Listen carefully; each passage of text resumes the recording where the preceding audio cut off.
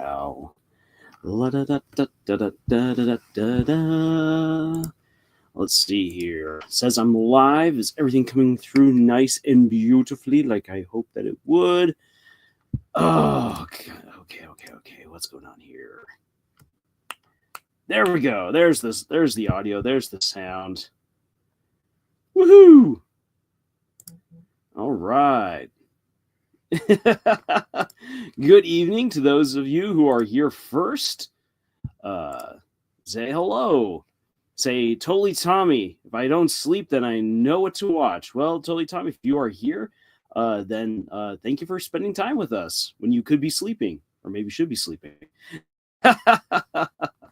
Good evening, Fabio. Good evening, Hannah. Or good day, good morning, wherever you are at. Hope you are doing well.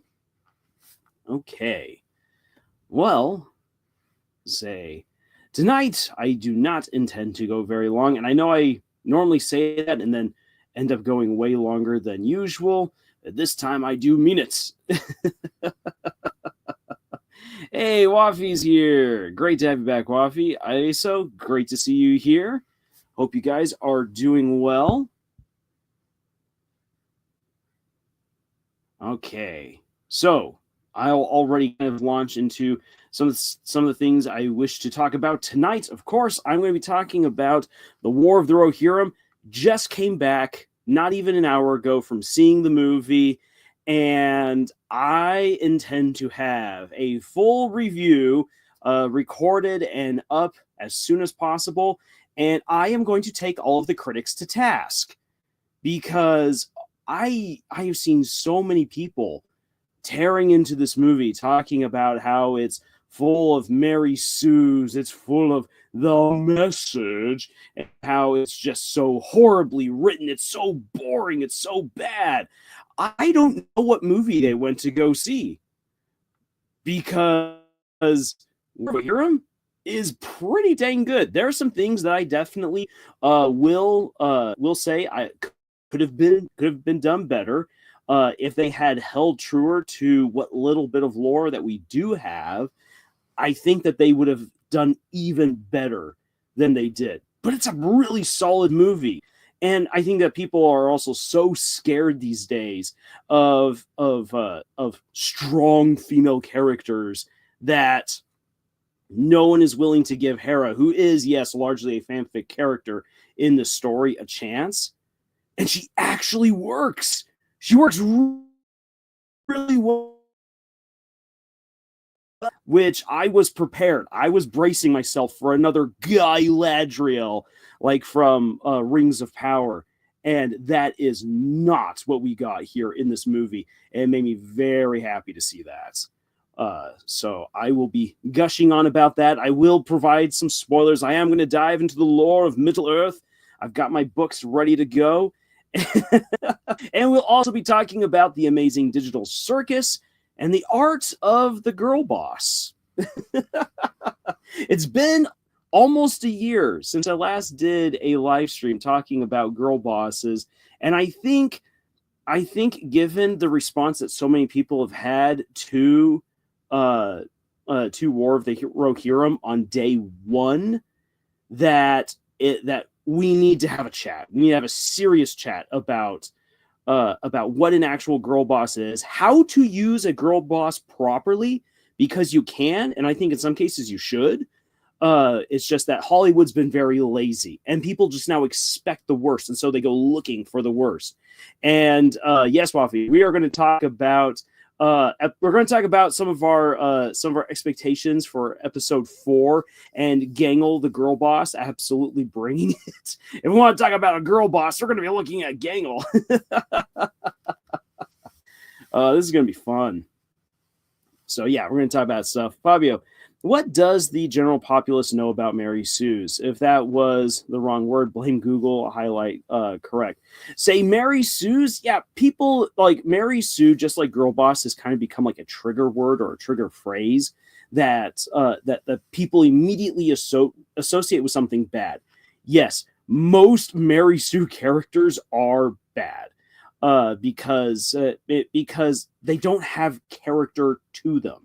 They are an archetype that's meant to be the perfect vessel through which a reader or the author can project themselves, can live through the story and have absolutely everything they could ever want.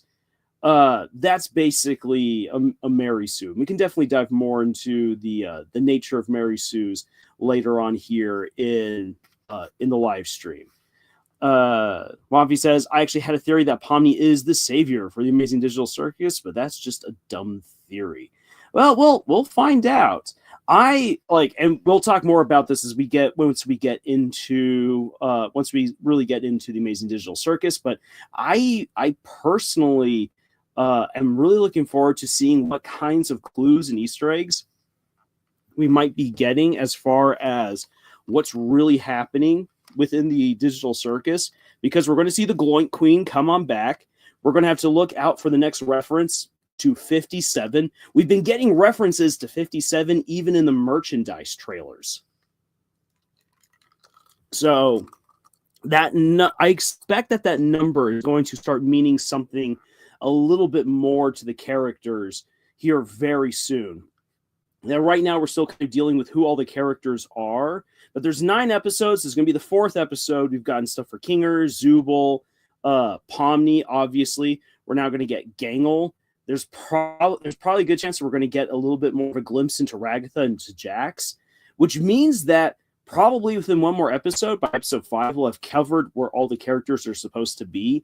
And then I suspect that we're going to start getting a little bit more story heavy. Hope everyone's ready for Friday the 13th. LOL says Arts. Oh, I am ready for a good spooky day. Make sure you guys have your lucky charms on hand. I'm Omega's here. Great to have you here. I'm Omega and Arts. I'd say hello. So Arts, hello to you. Fabio, wonder if the original Mary Sue from the Star Trek fanfic or whatever truly was horrendous. If so, how horrendous she was. So Fabio, as far as I know, and I actually have to go and read this story to really give my personal take and a good analysis of it. To my knowledge, the original Mary Sue from the OG Star Trek fan fiction is more like, hey, I would love to go on adventures with these characters, and I also know that I'm not that. The author is basically like acknowledging, I know I'm not the best, but would it be amazing if I was the best and that I could be a part of all these amazing adventures? And that's pretty much what the story's doing. It's a what if that's interesting. I mean, everyone wishes that they could go into the stories that they love, but it's a what if that's executed with a character that has no character arc. And that's the problem. It then becomes silly and boring. I'm Omega, working on a no evil animation for Friday the 13th, or at least the weekend. Hey, I'm Omega. That's awesome. It's awesome that you're working on that. Okay, so now we've got more people here, and I've kind of laid out some of the stuff that I want to talk about. Let's dive on into War of the Rohirrim. All right. So, let me give first off what the movie covers, and then for comparison's sake, I'm then going to give you what Tolkien actually told us within his own book about the War of the Rohirrim, as it's so called, or really just more appropriately, the first siege of Helm's Deep. So, the War of the Rohirrim covers the story of Hera, the only daughter to King Helm Hammerhand of Rohan. And she finds herself stuck in the middle of some big political machinations at the beginning of the movie, where she is supposed to be married off to a Lord of Gondor, most likely one of the stewards or the son of a steward. You never get to meet who her potential betrothed could be in the movie. It's just referenced. However, the Lord of the Westmark, Freka, who is a very interesting character. He wants to have the throne of Rohan himself, or at least his son sits upon the throne. So once he hears that Hera is supposed to be married off, he makes sure to crash the party. He calls all the other lords of Rohan together for an assembly so that way he can try to put the pressure on King Helm Hammerhand, make him look silly. Oh, we got a little bit of an audio hiccup. Ah, dang it. Curse my internets. Thanks for letting me know, Arts. So in any case, Lord Freka wishes to twist the thumbscrews, put the heat on King Helm Hammerhand, and try to force him to not marry his daughter off to someone in Gondor, but to one of the lords of Rohan. However, all the other lords are either married or their children are not old enough to marry Hera, which means that, hey, guess what? My son, who just happens to be Hera's age, is the best choice. Helm, if you wish to keep Rohan strong, you will make sure that she only marries within the kingdom. And Helm is all like, yeah, no, I'm not going to let that happen. And Freka is completely insolent towards the king, goes against the king's orders and wishes, right in front of all the other lords. He needs to be put in his place, but he refuses to be put into his place. And so Helm is like, you know what? I'm not going to kill you in my own hall because it's not right for a king to fight in his own house. But men can be themselves when they're outside. Wink, wink. So they go outside to have a fight, and Helm kills Freka with one punch. One punch! Saitama would be proud of this. Well, Wolf, his son, sees this and is absolutely broken with his father's death, tries to go against the king. He's exiled, and he promises to bring retribution and war to Rohan, which he does. And what the movie doesn't bring up, but it hints at these details. So nerds like myself who know the backstory, like, oh, yes, we know this. Wolf coordinates a massive attack on Rohan alongside the Easterlings and the Southrons, who have launched a simultaneous attack on Gondor. And in exchange for him keeping Rohan pinned down, they promise a whole contingent of Oliphants to support him. So with a large army of Dunlendings, who are the people who live outside of Rohan, combined with the people of the Haradrim, Wolf unleashes hell upon Rohan, and he gets a couple of the lords to switch sides as well. And Helm's family starts getting killed off. And finally, Hera has to help escort her ailing father on over to the Hornburg, which will later on be called Helm's Deep, and there make a stand against Wolf and his armies. And it's honestly really awesome. The animation is great. The battles are on point for what you would expect, especially if you've read the books.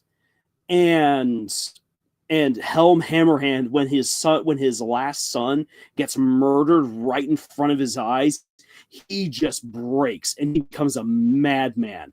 And you get, I'm so happy that there's at least one scene of this where you get to see him just murder people with his bare hands. It gets pretty brutal. Like, this movie pushes the rated R rating in a couple of scenes. So you get all the great action, all the great gore, and Hera is left largely to herself, trying to figure out how she can serve her father and serve her people when she's just the princess. And it's thanks to her own experiences, to the tutelage of other people in her life, as well as Helm finally acknowledging her and being all like, you will need to lead the people. And he gives the kingdom over to her for a time. She then is able to rally one last final defense of Helm's Deep and manages, thanks to one of the great eagles, gets a message out to her cousin Freylof, who has united the armies of Rohan and then smashes Wolf's army from the flanks. And it's really good. Like, I found myself a couple of times getting actually fairly emotional. Like, Helm's last stand had me crying. I am not going to lie about it. Like, it was incredibly emotional to see Helm Hammerhand protecting his daughter, protecting his people, and just having one of the coolest moments in all of the Lord of the Rings, in all of the extended lore, because he just goes to war with his bare fists. And hence really why they call him Hammerhand, because he can kill people with just one punch. Again, Saitama would be proud. Now, Arts asks, is this on the level of quality of the original Lord of the Rings trilogy? The answer is no. It's going to be a very, very long time before anyone matches or surpasses the Peter Jackson trilogy. However, I will argue that it's better than the Hobbit trilogy, which I know some people are going to say that that's a bit of a low bar, but really, if you start digging into the nuts and bolts of what the Hobbit trilogy is, the War of the Rohirrim does a really good job of surpassing a lot of the Hobbit's flubs in the right way, and it delivers a good, strong story. It expands on what we know of the lore. However, and this is where a lot of people will get like really upset, is that there are some obvious fan fiction moments. For one thing, Hera is never named. We know that the daughter exists, but Tolkien never mentions her. Now, some people are like, well, Tolkien would never write down her name because she doesn't matter. Oh, no, she matters. She matters. She actually matters in the story. The reason why Tolkien doesn't name her is because he only wrote a couple of paragraphs to talk about Helm Hammerhand, not his daughter, not his sons, and barely touching on his nephew Freylof, who is the great sire to King Theoden, who's the awesome guy that we love from the Lord of the Rings trilogy. So Tolkien was far more interested in telling another story entirely.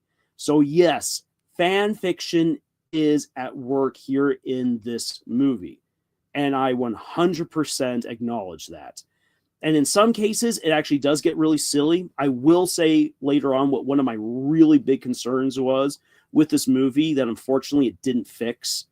But a lot of the stuff that people are saying about this film is a lie. That she's got to go find this warrior group of women is a lie. Actually, it's acknowledged they exist anymore. The show remains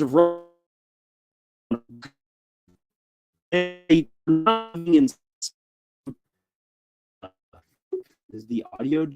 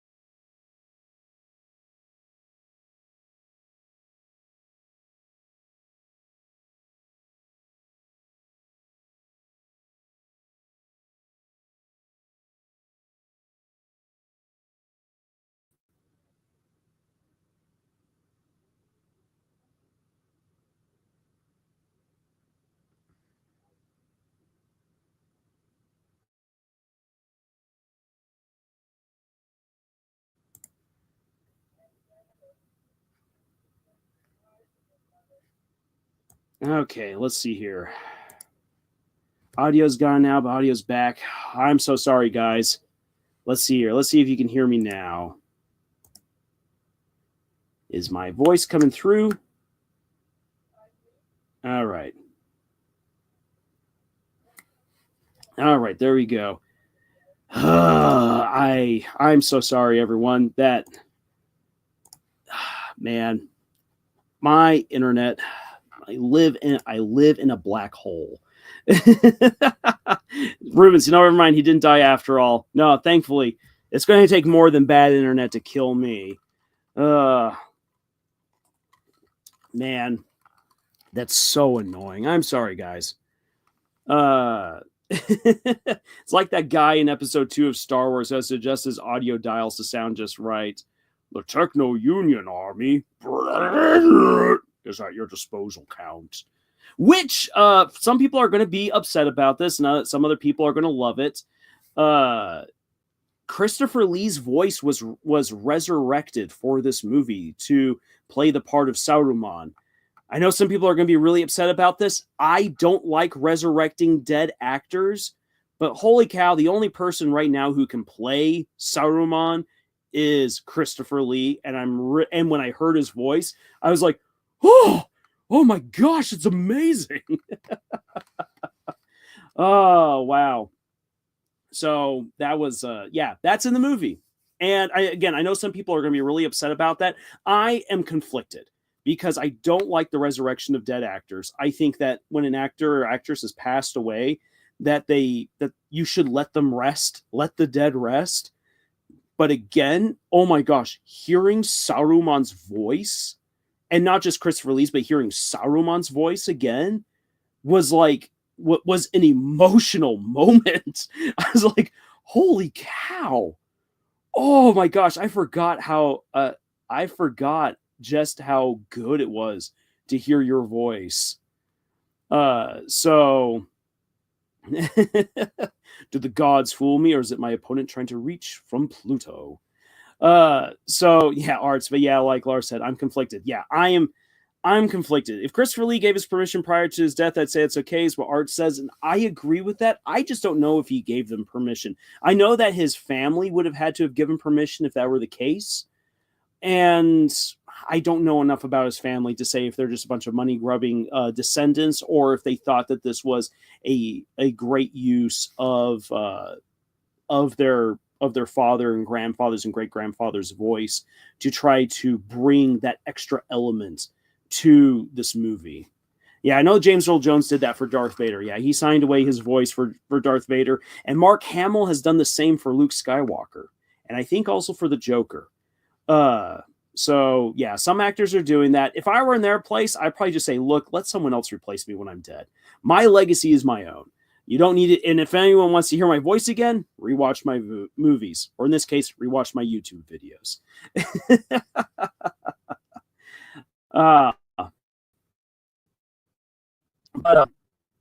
So I guess where I cut out was that I was saying that what a lot of critics are saying about this movie is false.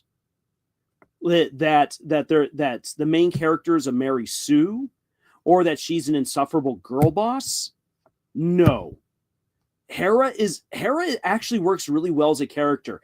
I don't necessarily like where the movie ends with regarding her, and I'll get a little bit into spoilers later on. I felt there needed to be something done differently just to make her story hit all the harder, especially to really dive into the real feel of what Tolkien wrote.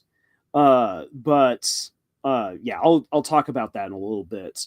But there's no band of warrior women who come to help save the day. I saw so many people running with that story online, and it's false. It's not in there. In fact, actually, one of the opening scenes to the movie lets you know that the Shield Maidens of Rohan don't exist anymore. There is one last Shield Maiden from the original band, and she's there in the movie. She is a Mary Sue.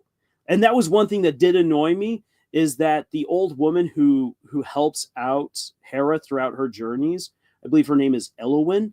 Elowyn is a Mary Sue. And that's really annoying because everything works out for her. She can never do any wrong, and she's always able to kill everyone no matter what. That was really annoying. She did not need to be that way. You could have easily have toned her down and made her a much more likable character. That was a problem. But there's no band of Shield Maidens that come and save the day. There's no Amazonians who kill all the orcs and kill all the men. Hera never puts down any of the guys. All of the men who are meant to be heroes have their own great heroic moments, which was really, it was so well done.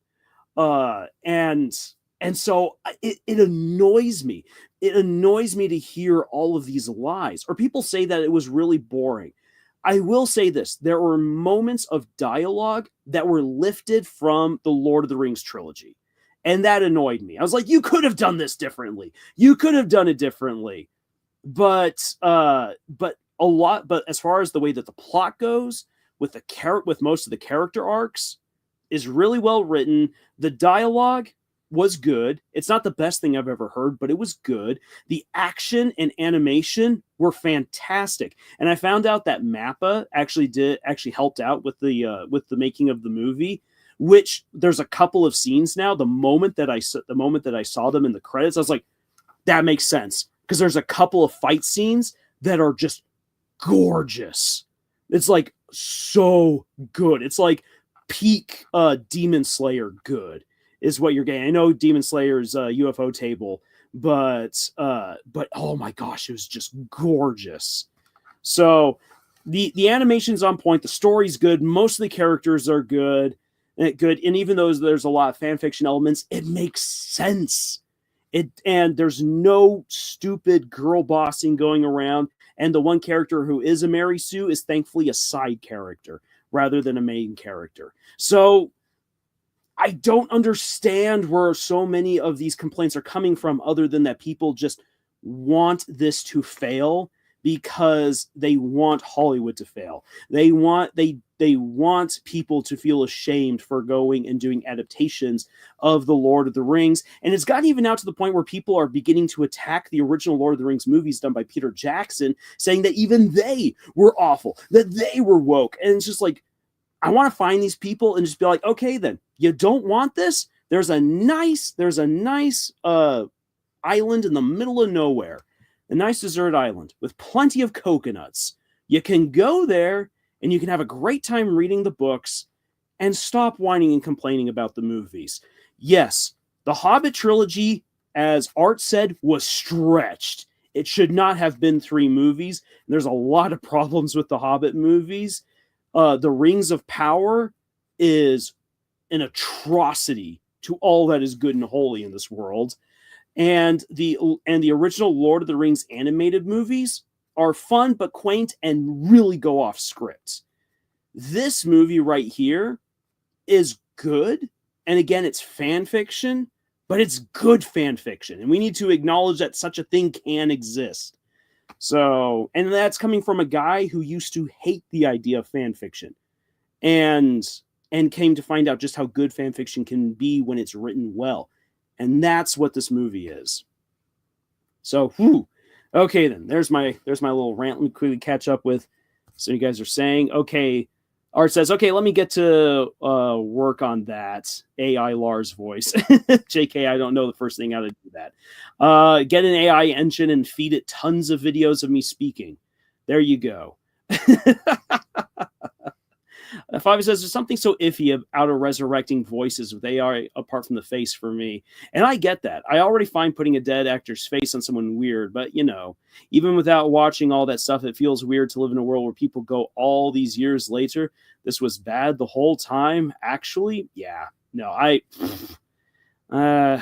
it's so dumb. People are looking for a reason to complain and get angry. And I feel like if people were to actually have given this movie an honest chance, they would have realized that there's a lot of good in there. And I think a lot of it just comes from people just not having actually bothered cracking open the books and reading them. Because I was ready for this movie to be like the Rings of Power and completely turn its back on the books. And it doesn't. So it tells me that people are lying, or they haven't actually cracked open the books and know what they're talking about. Art says, as long as the story's a good time, I'm all for the adventure. Yeah, and the story is good. Like, I will stand by that. And if anyone wants to debate me on that, I will be there. I will be there to have that debate and that discussion. Because I'm also going to talk about what things work well and what things don't work well for this story. But I did say, for the sake of comparison, that I would provide insight from the source material. So I'm going to hop on over there. Art says, I might watch it tomorrow. I'm holding off for Sonic 3 next week. I can't wait for that. Woo! I'm looking forward to Sonic 3 as well. I think that's going to be a fun movie. The Sonic movies have been real gems. real diamonds in the rough. And here's another thing. It annoys me to already hear people like preemptively complaining about Sonic 3 because they're afraid it's not going to adapt an episode or a moment from the games that they really want. And I'm like, does that make it a bad story? No, it just means they haven't adapted it. Like, hold your horses, people. Hold your stinking horses. Ugh. Okay, so let me pop back on here to get, let's see here, not the stuff about the dwarves. So here, in The Return of the King, in Appendix A, here we go. This is what Tolkien actually wrote, and I'll then discuss from here. So, actually, let me quickly take a drink of water.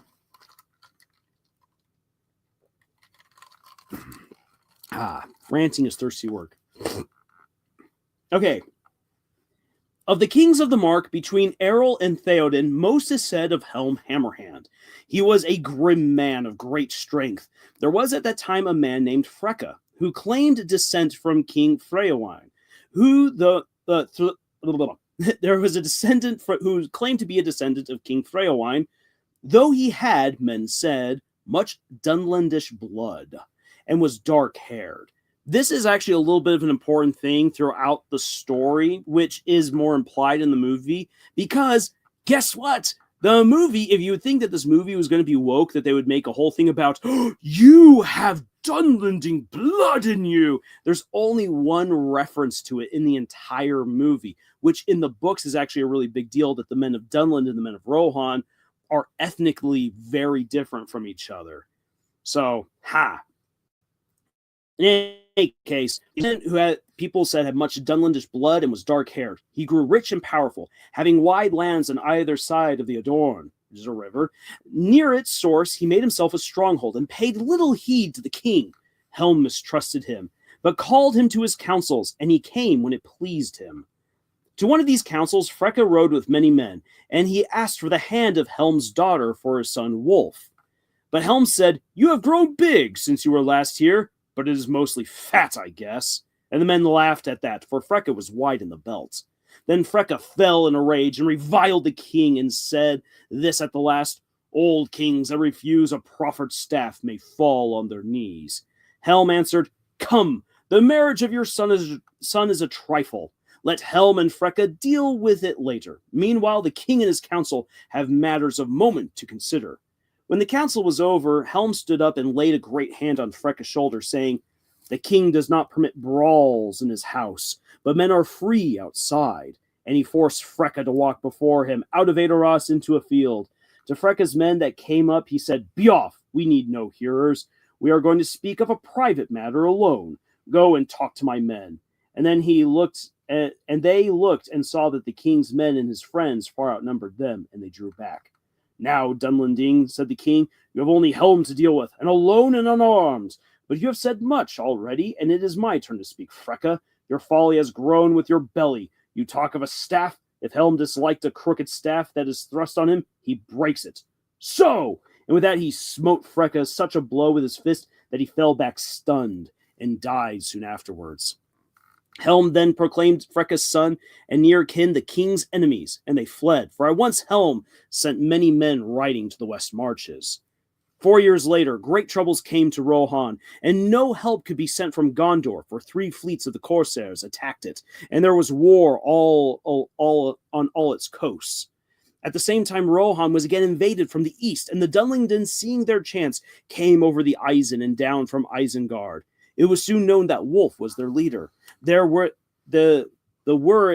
in great force, for they were joined by the enemies of Gondor that landed in the mouths of the Lefnui and Isen. The Rohirrim was defeated, and their lands were overrun, and those who were not slain or enslaved fled to the dales of the mountains. Helm was driven back with great loss from the crossings of Isen and took refuge in the Hornburg and the ravine behind, which was known after as Helm's Deep.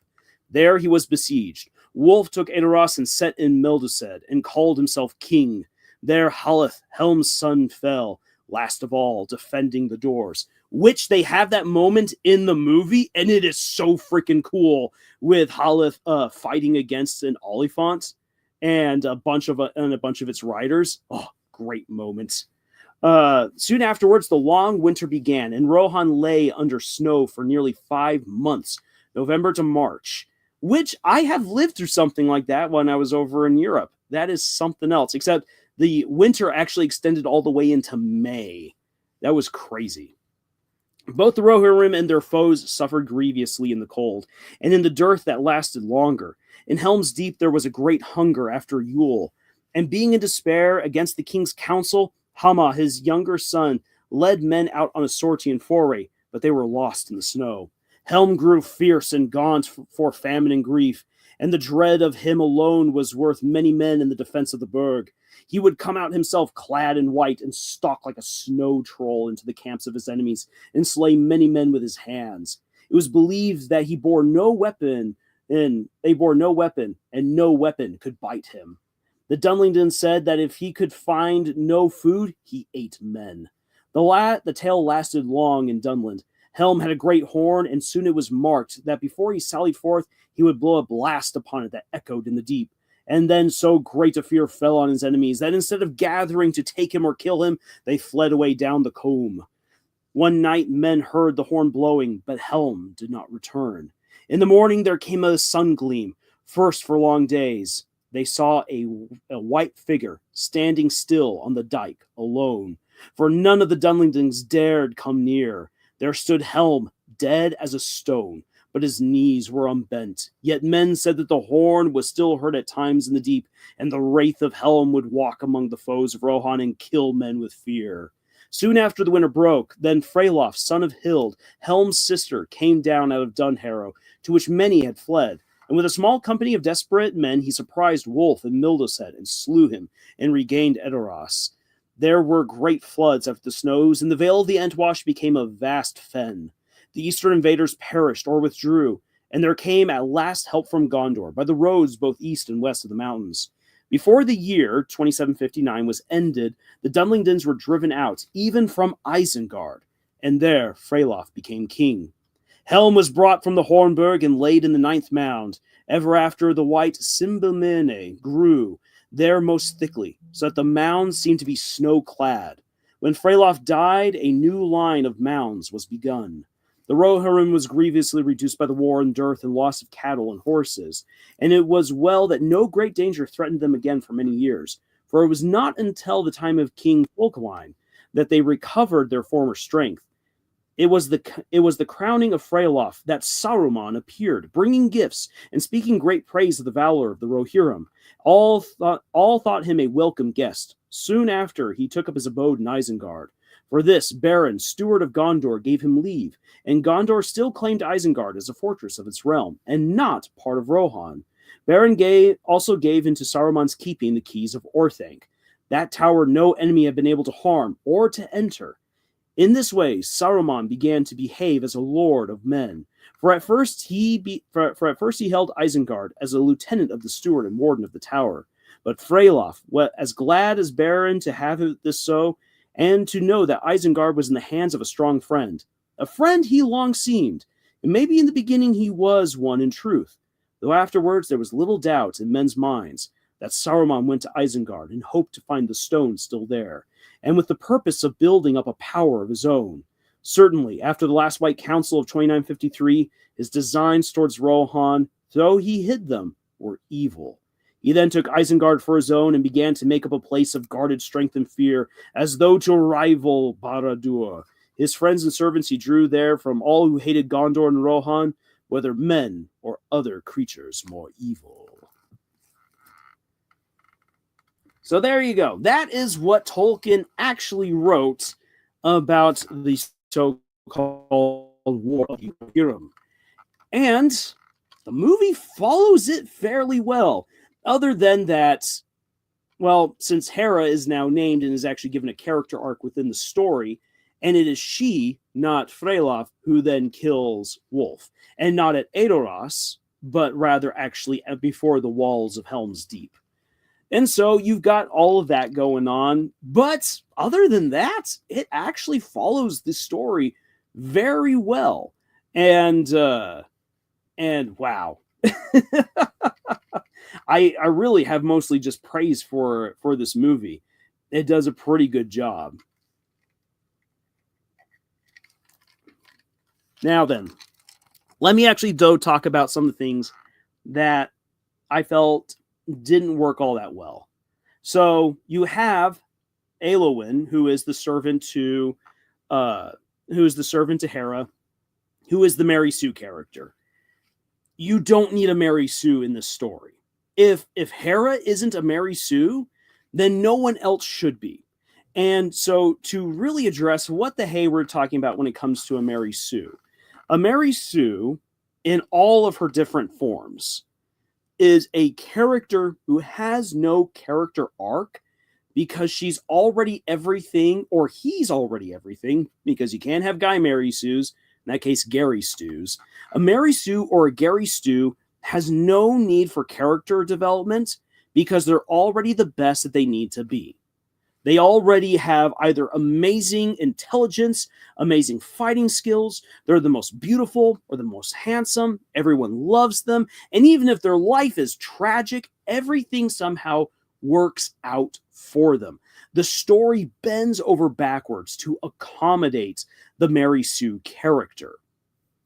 And when we talk about this movie, if you look at what actually happens with Hera, Hera is an intelligent girl.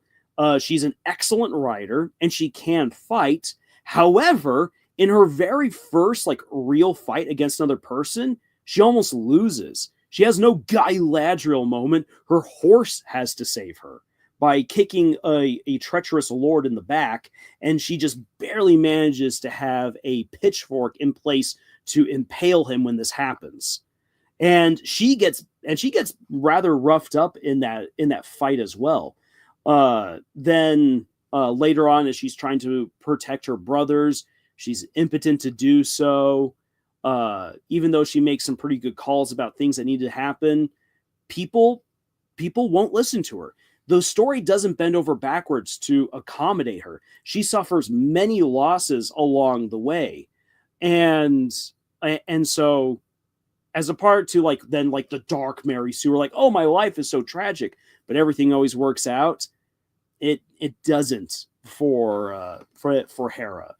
And she does have two really good fight scenes. Other fight scenes that within the context of the story make sense for her own skill set, for what she's capable of doing, and she always is getting help along the way. Either you've got King Helm Hammerhand helping her out, or you've got her cousin Freylof, who really should have been more of a main character in this movie because he's so cool. He also is there to help out Hera in a lot of different circumstances. So she's not someone who can just do it all alone. She's not universally beloved to the point where everyone does everything for her that she needs to have happen. And she experiences real loss throughout.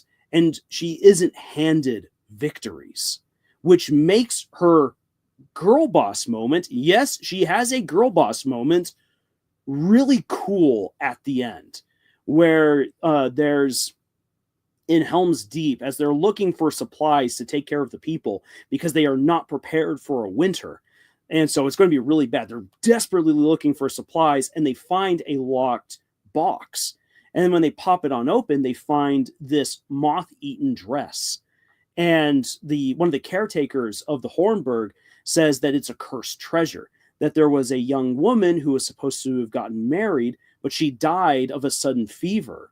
And this dress was left behind, and anyone who's ever worn or owned this dress has come to a bad end. And so at the end, and so for the final fight, when she decides to, in order to save my people, I need to distract Wolf. We're going to get everyone through the secret passage in the mountains, which is introduced in the movie, the two towers. She's like, okay, then in order to get everyone through the mountain pass, we need to distract Wolf.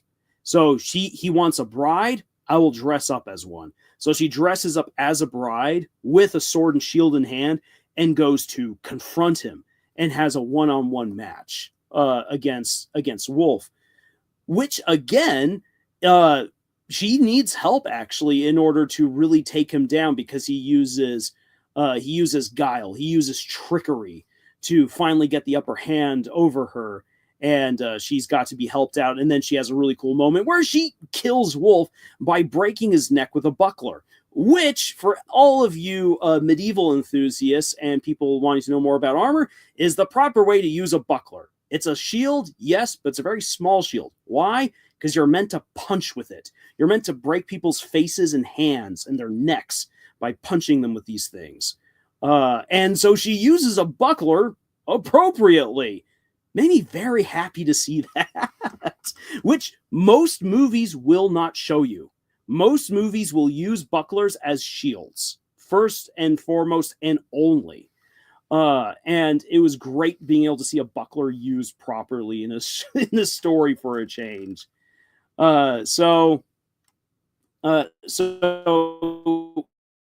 headline, she has a girl boss moment standing up to Wolf that is earned. She's the last leader of her people at Helm's Deep.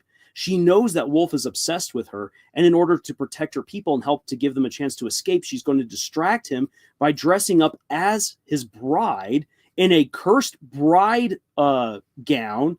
And when he's like, and he's all like, "You think that after all this, I'm going to marry you?" And she's like, "No, I'm not going to be wedded to any man." He's like, "Then who does claim you?" And she says, "Death." And it's a great moment. And there's actually other stuff that happens in that scene, which I think I'm going to wrap up in another video, not in one where I do like a general review of this movie, but of certain scenes in anime where you're actually supposed to get really strong sexual undertones for what's going on, and that scene has it, and it's really intense if you're paying attention. And I know some people are going to be all like, "Oh, this is one of those, like, I don't need no man moments. Oh, this is so woke." No, it's very symbolic of the confrontation between these two characters about how one has been trying to force her into a marriage that she doesn't want, and she now has assumed that identity in order to get close to him, to go for the killing blow. And it works really well. So I really liked the symbolism of that particular scene. So she does have a girl boss moment fighting against Wolf. It's earned because of the adventures that she goes on, as she accumulates knowledge, as she gains loss in her life, as she realizes that she's the only person now who can really draw Wolf's ire and attention in order to give her people a chance to escape. That was good. Mary Sue, coming back to the whole Mary Sue bit with her servant. Her servant, on the other hand, is able to kill anyone and everyone. She, at one point, literally walks through a whole army of Dunlendings and doesn't get a single scratch on her. It's ridiculous. She has no support, no help. And I was just like, wow, no, that's not okay. That's not okay. And there's a moment where Freylof is going to go and save Hera after she's been kidnapped by Wolf. And then her servant's like, "No, I will do it. I have a plan." And basically the plan is the exact same thing that Freylof was going to do, except now she does it, and she just does it better. And it's so frustrating. I'm like, no, give Freylof the cool moment, because he's such a cool guy. And he's got other excellent moments in the movie, but it was definitely a scene that was stolen from him in order to accommodate this side character, Mary Sue.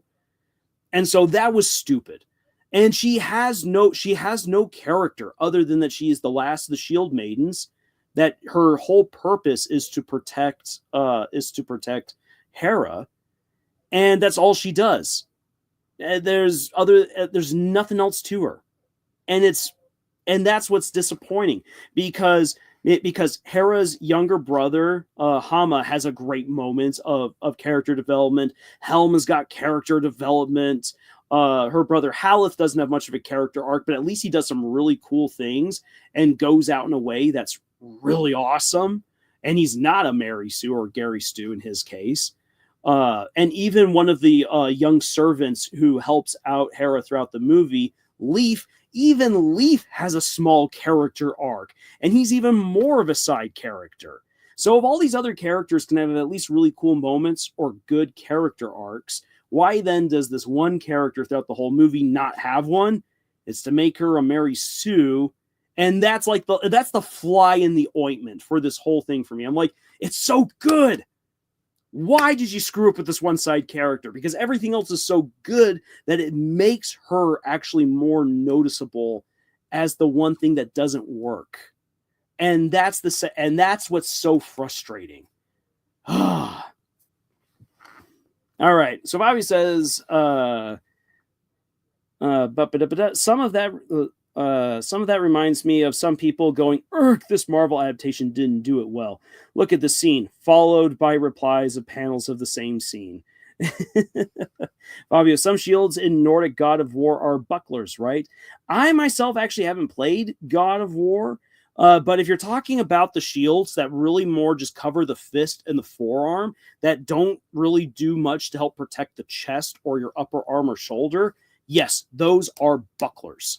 Bucklers are really small. They're meant to just quickly intercept really close up attacks, and then to protect your hand as you just start punching the living crap out of the other person. That's that's what bucklers for. Yeah, so there you have. There's the breakdown, and really, I think in order to make better sense of this, I'm going to have to also do, I was thinking of doing this, now I'm convinced I'll have to do it. I'll have to do a video of showing off the different women, big women in the Lord of the Rings story, like thus far, from Arwen to Eowyn to Galadriel to Tauriel and now to Hera, because a lot of people are going to try to clump Hera in with the Galadriel phase, and really she isn't. She is a good, strong female character. She's got an actual character arc. She goes through good experiences that help her to grow and learn as a person. The thing is that it's definitely nowhere near as good as what we actually get with Eowyn in the movies or in the book. And the movies actually did a good job of bringing out Arwen to the fore because she's not in the books. She's just a little side character at best. The love interest to Aragorn, who you get some random references to, and then in the end, hallelujah, they're married, and isn't it just wonderful? And the movies did a great job of giving her a real character, and that was fantastic to see. Tauriel is a fanfic insert, much like Hera, except Tauriel doesn't really work very well because she exists solely to be a love interest for Legolas and for Philly. And then there's Galadriel, who exists to just ruin everything. She is the main villain of the Rings of Power franchise. That's really what she is. Oh my gosh. And she refuses to grow and to learn. And she is a Mary Sue because she can kill everyone and do everything. And she's so much better and smarter than everyone else. And she was always right all along, even though every single little problem is actually of her own creation.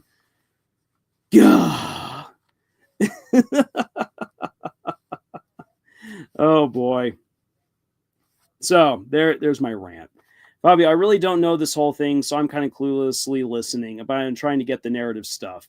Well, Fabio, I would at least recommend to read The Lord of the Rings. Fantastic books. Watch the movies. The movies are great. And then if you are curious and you have the ability to do so, watch War of the Rohirrim. It's definitely something that I'm going to recommend. I've already been recommending it to people within my friend group, into my family, saying like, this is a good movie. It's definitely worth watching. I kind of want to go watch it again in the movie theater. So, yeah, I will have to, I'll have to bring my thoughts together better for the actual review of this movie. But again, there's so many critics who are saying stuff about this being lazily written, being boring, that it's all just girl bosses and Mary Sue's. And I am definitely not going to pretend that she doesn't, but it's not Hera. It's not the main character. And the overall story is good. The writing is good. The dialogue's decent. It's not the best, but it serves the story. And there are some good emotional moments, especially Helm's last stand is just absolutely incredible. It's so good.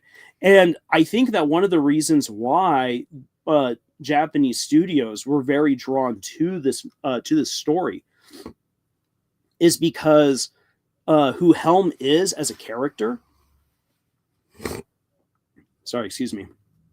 Who Helm is as a character and his story, his final stand, the loyalty and love of his men and his desperation is very, very much in line with a lot of great samurai legends. And if you're paying it, and if you know that a lot of this story is based in samurai legend, the way that they've interpreted it, that then you will recognize the difference between like a good lord and a bad lord. You will get to see the loyalty of real men and of women, as well as the bot loyalty, which is never as good, and the honor on both sides, which you get to see in this movie. There's so much going on. There's a lot that you can dig into and just really enjoy.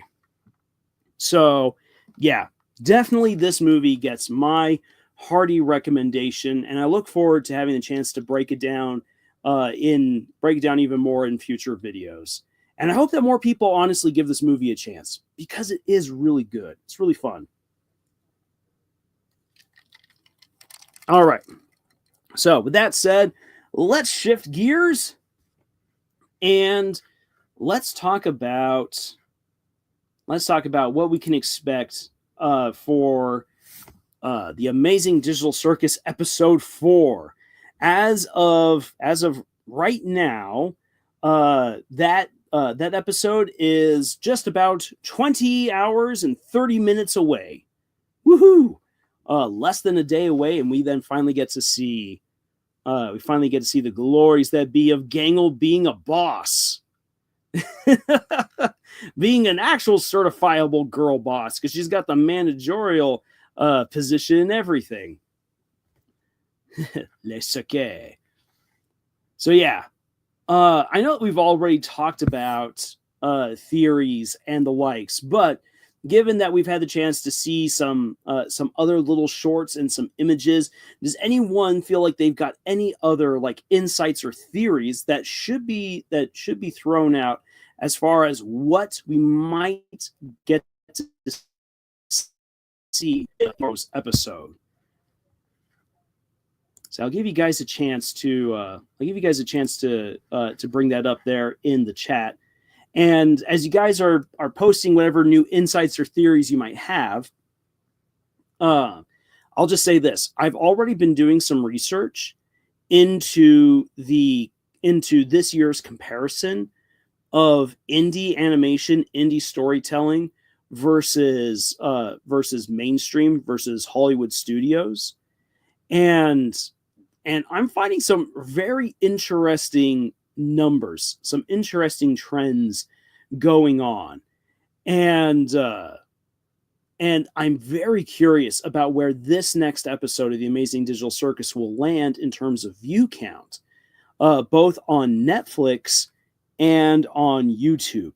Can they pull it off once again to be #1 trending on YouTube at the same time that they go trending globally on Netflix? If that happens again, while it might not be at the same numbers I was hoping to see for the previous episode, that will be a real bellwether moment for Hollywood in general. A sign that this isn't a flash in the pan, but that something big is happening behind the scenes. I'm seeing a lot of people saying that indie animation is not the way forward, that indie storytelling is doomed to fail. But if they have the chance to pull off the impossible once again, then it might mean that something is up. And yes, sure, that's the Amazing Digital Circus. But where the Amazing Digital Circus goes, it blazes a trail for other people to begin following. And that is what we as novice creators and novice authors have to keep an eye on. Because where the trail is blazed, there's opportunities for us to go.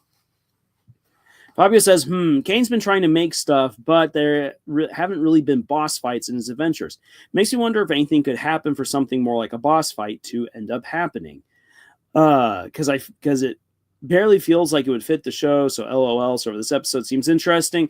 I'm just going to say, Fabio, I'm not expecting any boss fight in this episode other than that Jax is going to fight with his boss. if that counts. ISO says, I'm just excited for Gangle and Jack's character development. Same here. And I think it's going to be very interesting, very telling to see how Gangle utilizes her position over Jax and what that does to Jax. What that does to Jax overall. How he reacts. That will tell some stuff. Final boss, defeat Gangle. I'm Omega. Wordplay. Oh yeah. Yeah, final boss, defeat Gangle. And there's, oh my gosh, this is where one of my theories is going to come on in. I think, and I know that this isn't the right, let's see here. Because psychologists are always changing terms and definitions, so I'm probably already behind the times with this. I think that what's going to be revealed is that Gangle has a dissociated personality disorder, and that it's not just simply a matter of emotions, but that that the masks that she has basically represent a different kind of personality that she can wear. And I think that the new mask, so let me actually go a dissociative identity disorder. Yeah. So let me actually pull up the trailer. Okay. So coming back on over here to Spudsy, Jack's getting patted on the head. Okay then. So because what we see here with Gangle's interaction with Jax is just so very different from anything else that we've seen with Gangle. Like Happy Gangle, as far as we've been able to see Happy Gangle, is just kind of like there to just like enjoy things and just let the world pass on by. Sad Gangle is just an anxious wreck that is very aware of everything and everyone around her, and actually seems more engaged than Happy Gangle is. This other variation of Gangle is very different. This is assertive. This is strong.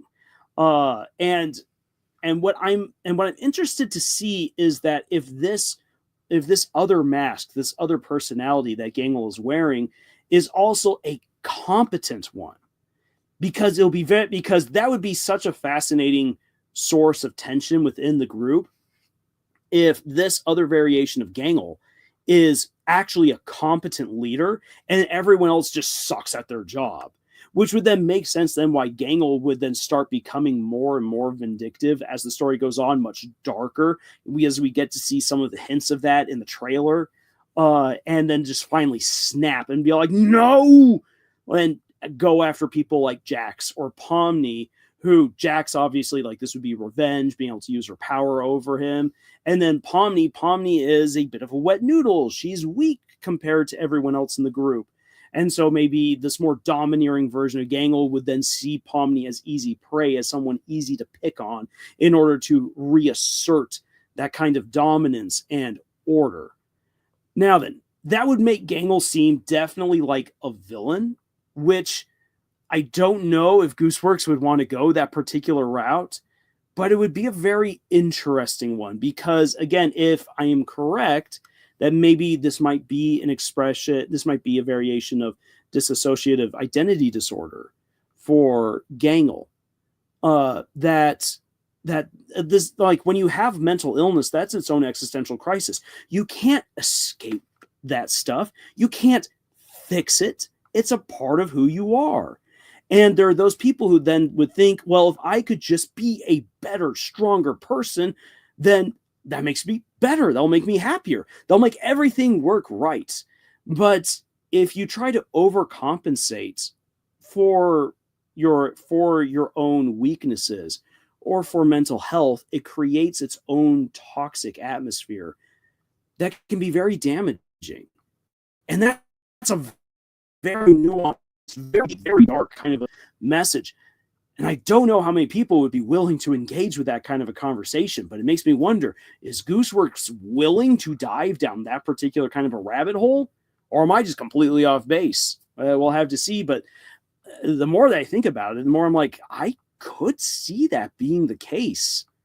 Woo, man, that we'll have to see. And you could very easily cover that up with a very bombastic episode of shenanigans at a fast food restaurant where everything just goes up in literal flame and smoke because all the workers are awful. Let's see here. If I says, I'm fully aware I was not talking about this episode. Random thought moments. Different alter, as they have been called. Your theory would be that she is a system transported into the circus, or that the circus gave her a system when she came about. Fabio, no, she isn't a system, or this is not something that was imparted to her. This is something from real life. Kinger, the game broke Kinger, but that's something that could have happened to anyone. He's not insane because the game says that he's supposed to be insane. He's insane because of what the game has done to him. And I could see how the environment of the Amazing Digital Circus could take someone who's already dealing with mental health and like really work hard things on them. And Zooble, for instance, Zooble has a hard time being comfortable in their own body. And so the game actually kind of provides what's supposed to be a way out of that. But again, Zooble just doesn't feel comfortable. There's no body parts that Zooble can put on that makes them feel okay with who they are, with how they look, or how they feel in that particular body. That's the existential crisis. It's not something you can fix. It's for whoever that person is who has to deal with that. That's just a part of who they are. And how you come around to acknowledging that and dealing with that, that's some really weighty stuff. Fabio, I see her having the real life anxiety those things can cause, and then seeking the circus for a game to flee from everything. Oh, the various people and someone with dissociative identity disorder have been called a system. It's a term. Okay. So, full disclosure, the only person that I've met who's ever claimed to actually have that probably was lying, because this person was an absolutely manipulative piece of scum. A real piece of work, who claimed to have all different kinds of mental health disorders.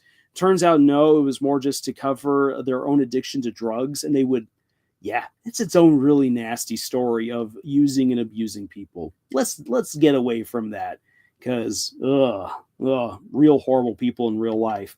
This is why we come to fiction, to escape these kinds of people. Oh, yeah.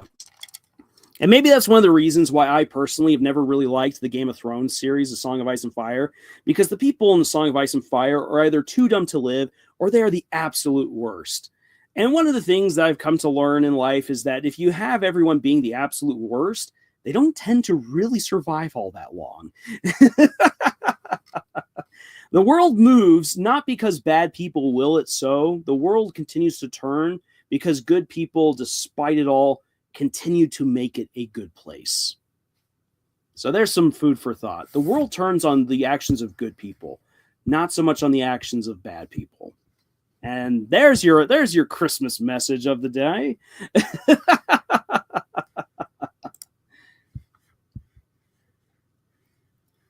Yeah, so we've already gone over this stuff before, but the suggestions box. I am so okay then. I sound off in the chat. I want to hear both a joke suggestion and what you think might actually be a real suggestion within the suggestion box for Kane. I'll go first with a joke suggestion. So joke suggestion right here is, let us have Taco Tuesdays, and that we can taste the tacos. I mean, if I were stuck in the Amazing Digital Circus, I would most definitely ask for Taco Tuesdays. Probably wouldn't get them, and Kane probably doesn't know how to make a good Sonoran taco, which would be an absolute shame.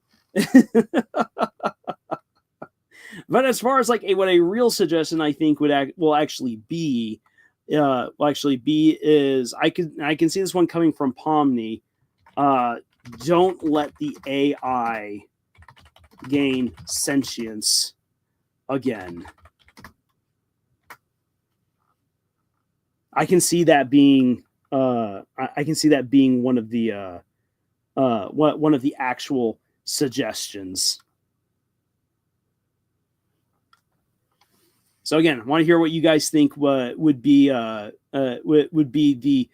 a joke suggestion within the suggestion box, and what you think might actually be a real suggestion from one of the characters that Kane will either read and ignore or read and try to accommodate. Which I'm more inclined to believe that Kane will actually try to accommodate people's requests, because that's his job. His job is to try to make them feel as comfortable in the circus as possible. Which, again, we know from the previous episode, he tried doing that with Zubul by giving them Zubul parts. It just didn't work out the way that he had hoped. Hannah, thank you for agreeing with me. Taco Tuesdays is a great idea. ISO, joke, give us admin privileges. Excuse me. Yep. Yeah, absolutely. Yeah. Kane, can I please have admin privileges? We're going to bring back gummy goo. Gummy goo all day, every day. Or just get us out of this. Which Kane can't do that, because Kane doesn't know actually how they got there, or really what holds them in place. He just knows that they are stuck there.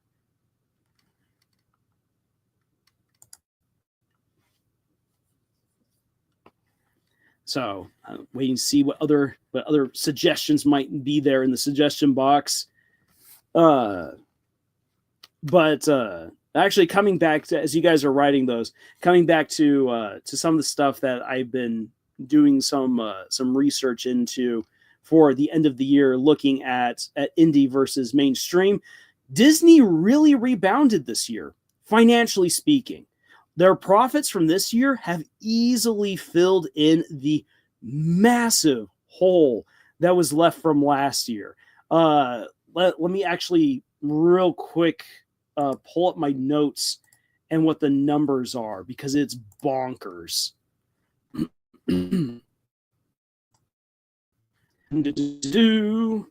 Though the question does remain, did they manage to recapture the crown of animation and of storytelling? I would say that with Inside Out 2, that they showed that they can still do amazing stuff. Moana 2,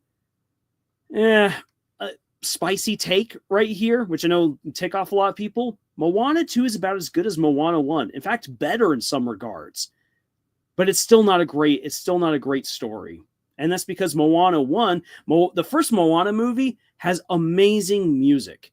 And what people really remember from the first Moana movie is the amazing music, the funny ocean, Maui being cool, and that the grandma is the best. But other than the fact that there needs to be an adventure for Moana to go on, there really is no reason for Moana to go on her adventure, because the threat of the island dying is not really very prevalent throughout the story. And I know that will make some people really angry here, but that's actually the case. So yeah. Sorry everyone, but the first Moana movie it's got great music, it's got some great moments, it's animated beautifully, but it's not the best that Disney's ever done. It's some of the best music that Lin-Manuel Miranda has ever done. And Moana 2 is not as beloved because the exciting Lin-Manuel Miranda soundtrack isn't actually there. So there's your spicy take on Moana. Let's see here. ISO says, real, could we get a creative expression room? Ooh. You know what? That's actually not a bad suggestion. Especially for someone like Gangle, because we know that Gangle does some drawings. And I think it'll be really interesting to see I really hope that we actually get to see some of Gangle's artwork in this upcoming episode. Isa says, it's what I would ask for. Fabio, joke suggestion, more destructible environments. Jax would absolutely love to cause more chaos and destruction. Let's be honest. Fabio, it also made me think, don't actually forget about it. But, All right, so I've found it in my notes where we've got the numbers.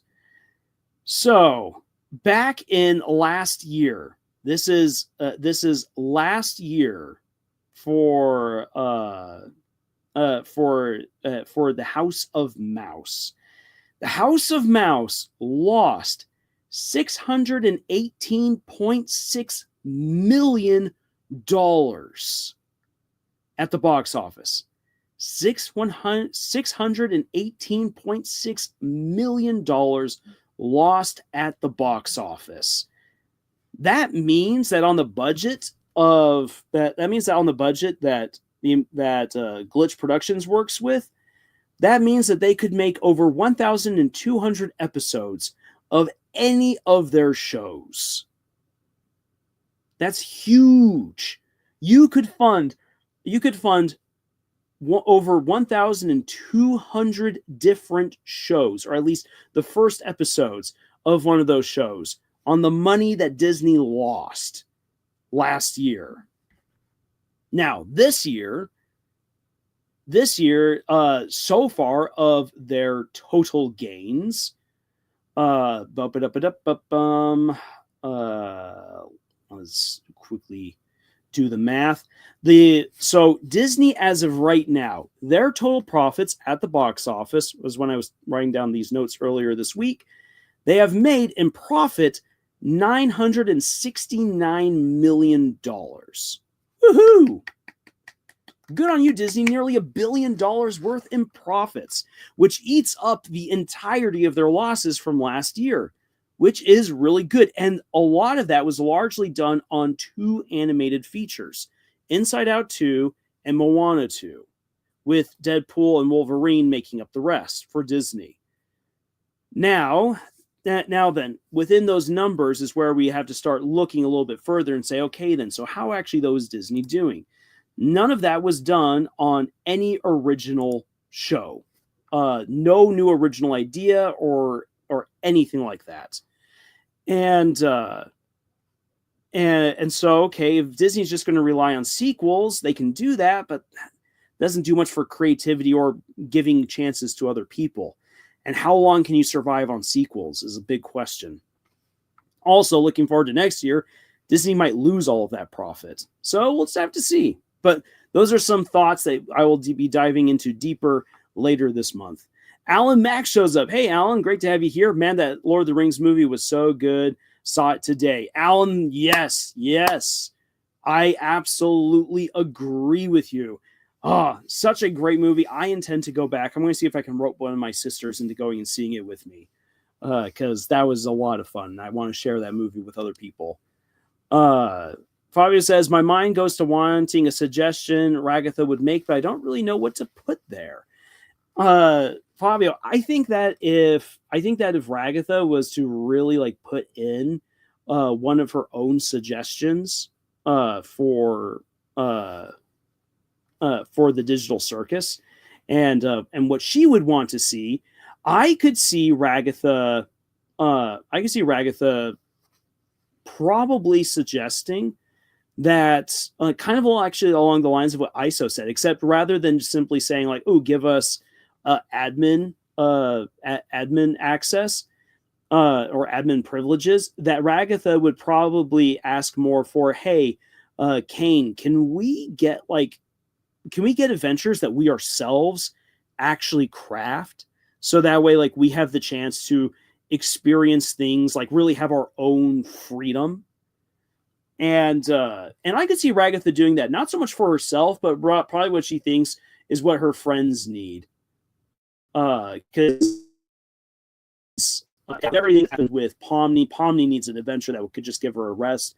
Gangle would probably like an adventure that does her heart good, and give Jax a chance to go on an adventure where he can just be an absolute jerk and get away with it for a little while. And give Kinger a chance to relax in a cave somewhere. I mean, he already does that back in the circus proper. But I could see Ragatha making that kind of a request. So there I go in that Jevil fight.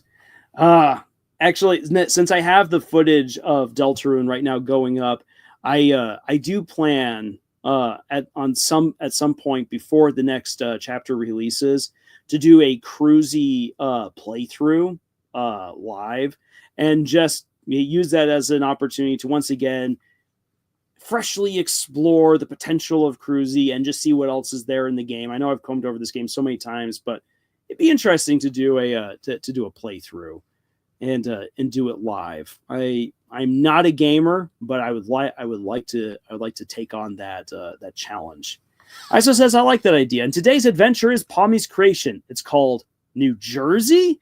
Now then, ISO, when we talk about New Jersey, are we talking about a New Jersey where we're basically a suburb of New York City, or is this like the New Jersey, which is the backcountry, the beautiful backcountry area where you can actually go like out into the forest, into the hills, and just experience the actual natural beauty that New Jersey has. Go get lost on some old roadway, go find a farm, and meet some cool people. Like New Jersey's weird because New Jersey's got so much natural beauty, and it's also like kind of excuse me, it also gets pretty rural. And then there's the New Jersey, which is just the overgrown suburbs and cities spill out from New York City.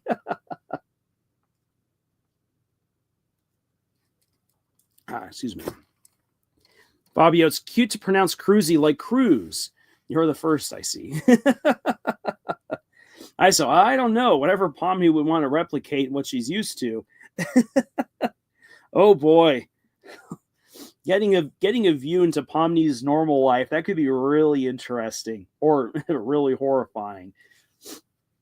Which would be something to say because, I mean, the digital circus really has a number on her, but who knows? Who knows? Maybe her life really isn't all that great back in the real world. I mean, we've already seen how just seeing the computer in the back rooms area of the pilot just makes her absolutely freak out. So maybe her regular life isn't quite as wonderful as we might hope that it would be. So we'll have to see.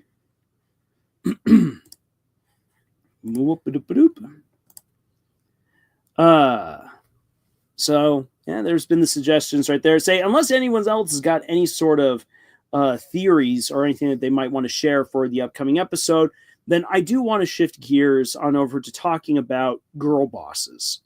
And we'll then wrap it up there because it's Christmas time and I still got Christmassy stuff to do.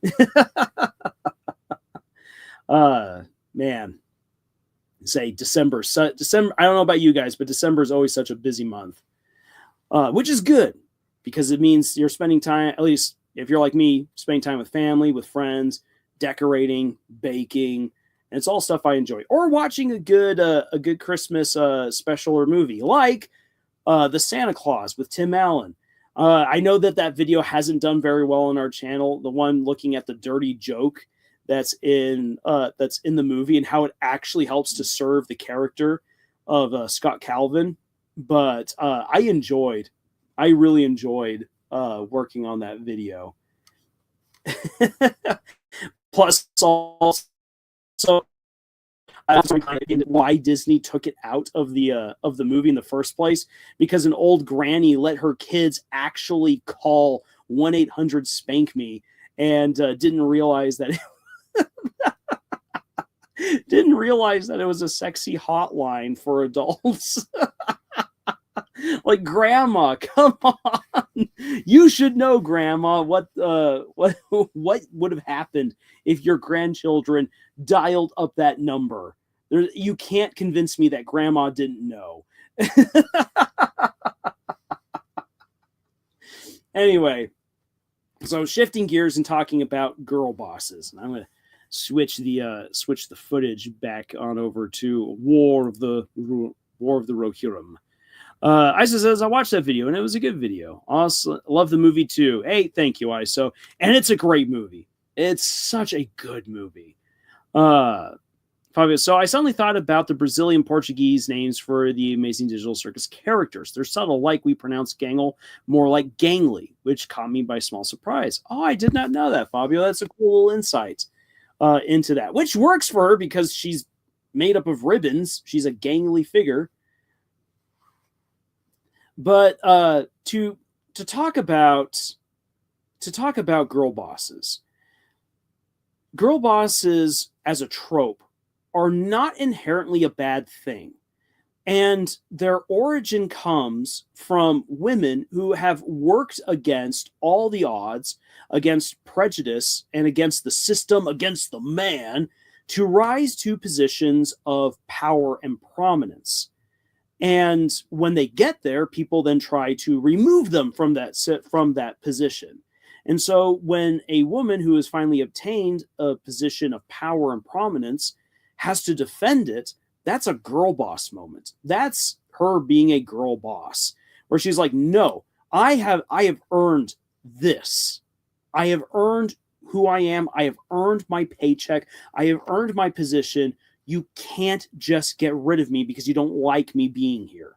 If you don't want me here, you have to go about it properly. You have to prove that I don't belong.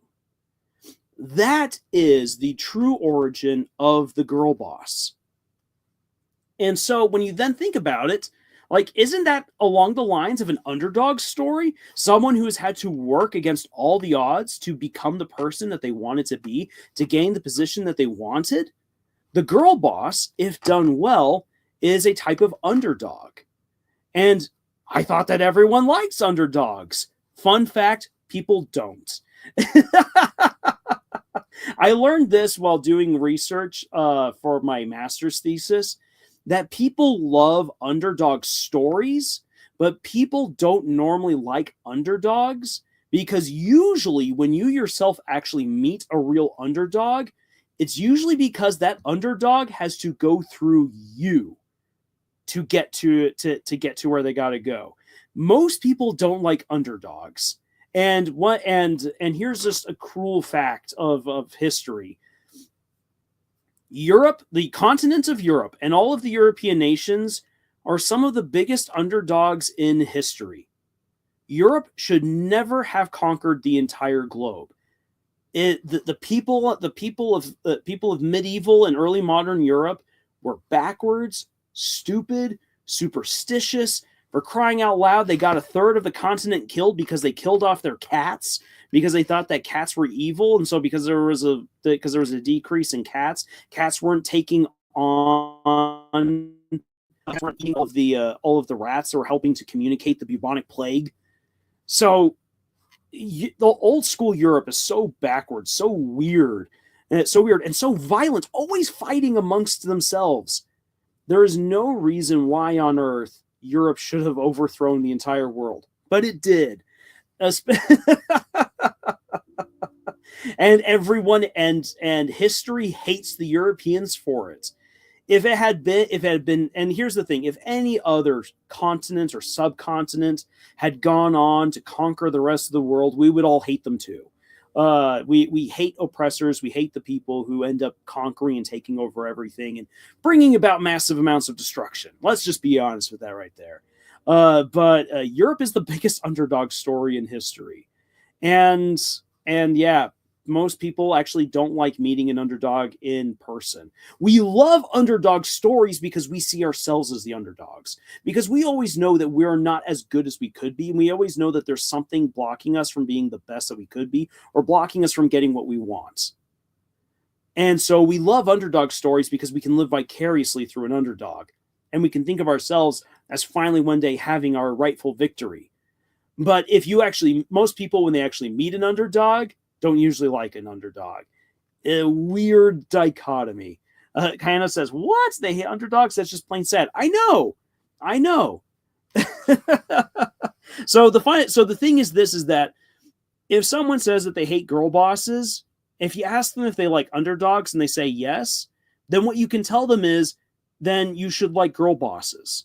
The problem is, and this is what Hollywood has made girl bosses, or the girl boss trope, or the girl boss archetype into, is that a girl boss now, according to Hollywood, and according to now many mainstream publishers as well, is that a girl boss is the girl who is going to prove that she is the best because she's always been the best, and she is going to correct everything by putting people in their place who didn't deserve their positions of power. She's going to fix the system.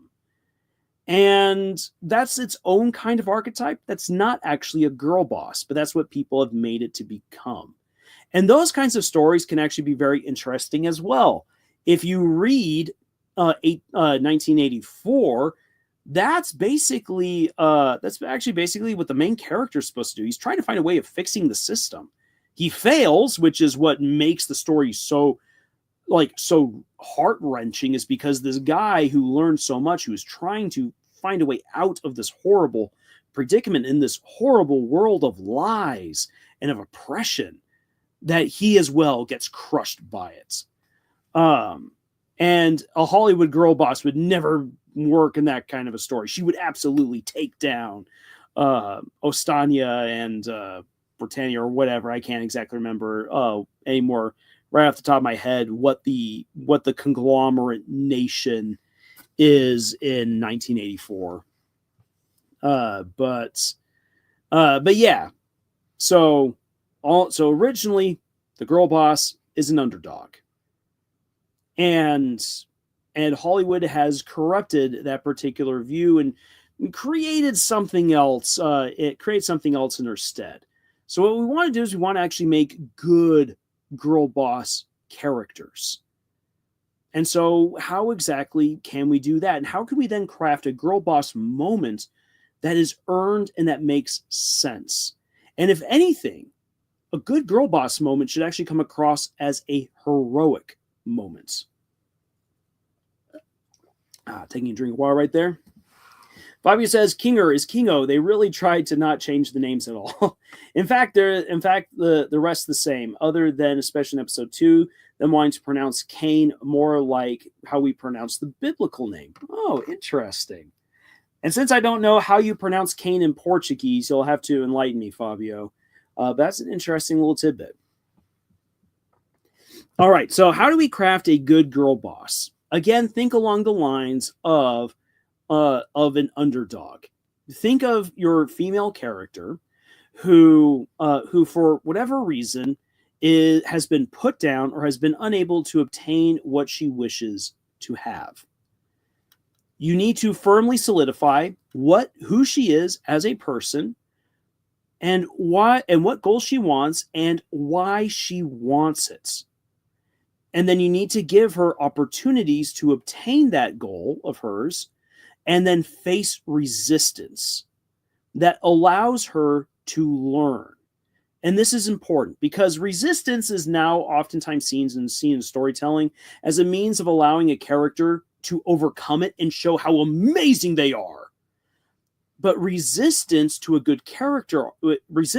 good character arc is to teach a character how to become their best selves. And as they face off against this resistance and overcome it eventually and obtain what they want, the position that they want, the love that they want, the recognition that they want, or the money or the prestige, whatever, that once they've obtained it, their journey as an underdog is actually not over. That now they then need to hold on to it by facing off against an opponent who wishes to take away their obtained dream. And by them finally truly proving that they did deserve this because of the journey that they've gone on, and by putting someone in their place, that then you have fully solidified the girl boss. And again, that's actually not inherently a bad thing. So I will use two examples. I will use Asuka from my own story, Bleed, Steam, and Steel, and then also have a look at Hera from within War of the Rohirrim to show how actually good girl bosses can be developed. But real quick, Fabio says, in Portuguese, we would write it down phonetically as just Kain, K-I-N. I think maybe a good guide for you could be Kain with I with a double with a double dot, which would then be Cain. Okay, then I got it. So Cain. All right. Okay, so not just Cain, like candy cane for us, but Cain. Got it. All right, thank you, Fabio. All right. So, real quick, my character Asuka, I actually don't see Asuka so much as a girl boss, especially because of where she goes in her own character arc. When she actually finally obtains what she wants, she then realizes, actually, I really didn't want this. So what Asuka really wants, and not just the survival of her household, of her family. What Asuka wants is, deep down, she wishes that she could be a warrior, like in her nation's early history, kind of their own variation of the Warring States period, when the Kingdom of Endo had to organize itself out of chaos and fight for survival against all these other nations. There was war everywhere, and that's where the Firstborn Order was created. They needed as many men and women as possible to serve in the military, so the firstborn of every family was offered up as a soldier to the nation to fight. And Asuka now lives in a time where there isn't continual war. And so the firstborn are actually kind of seen now as an order that is antiquated. And the emperor wishes to get rid of the firstborn, or at least of that order. So that way there's no longer a dedicated military class of people. And Asuka wishes to return to that time. She wishes that she could be a warrior like her great grandparents. And so this is what she wishes for, but she can't get it because Endo's not at war. And so in order to provide for her family, she fights in high stakes duels, and she prepares herself for these duels and fights them as if she was actually in battle. And she wins most of these duels, which gives her greater honor, greater prestige. It's her chance to fully be a warrior. And when she then has a chance to fight in her mother's mech suit against another samurai in his mech suit, and they have their brawl and everything, she gets to live the part of being a warrior.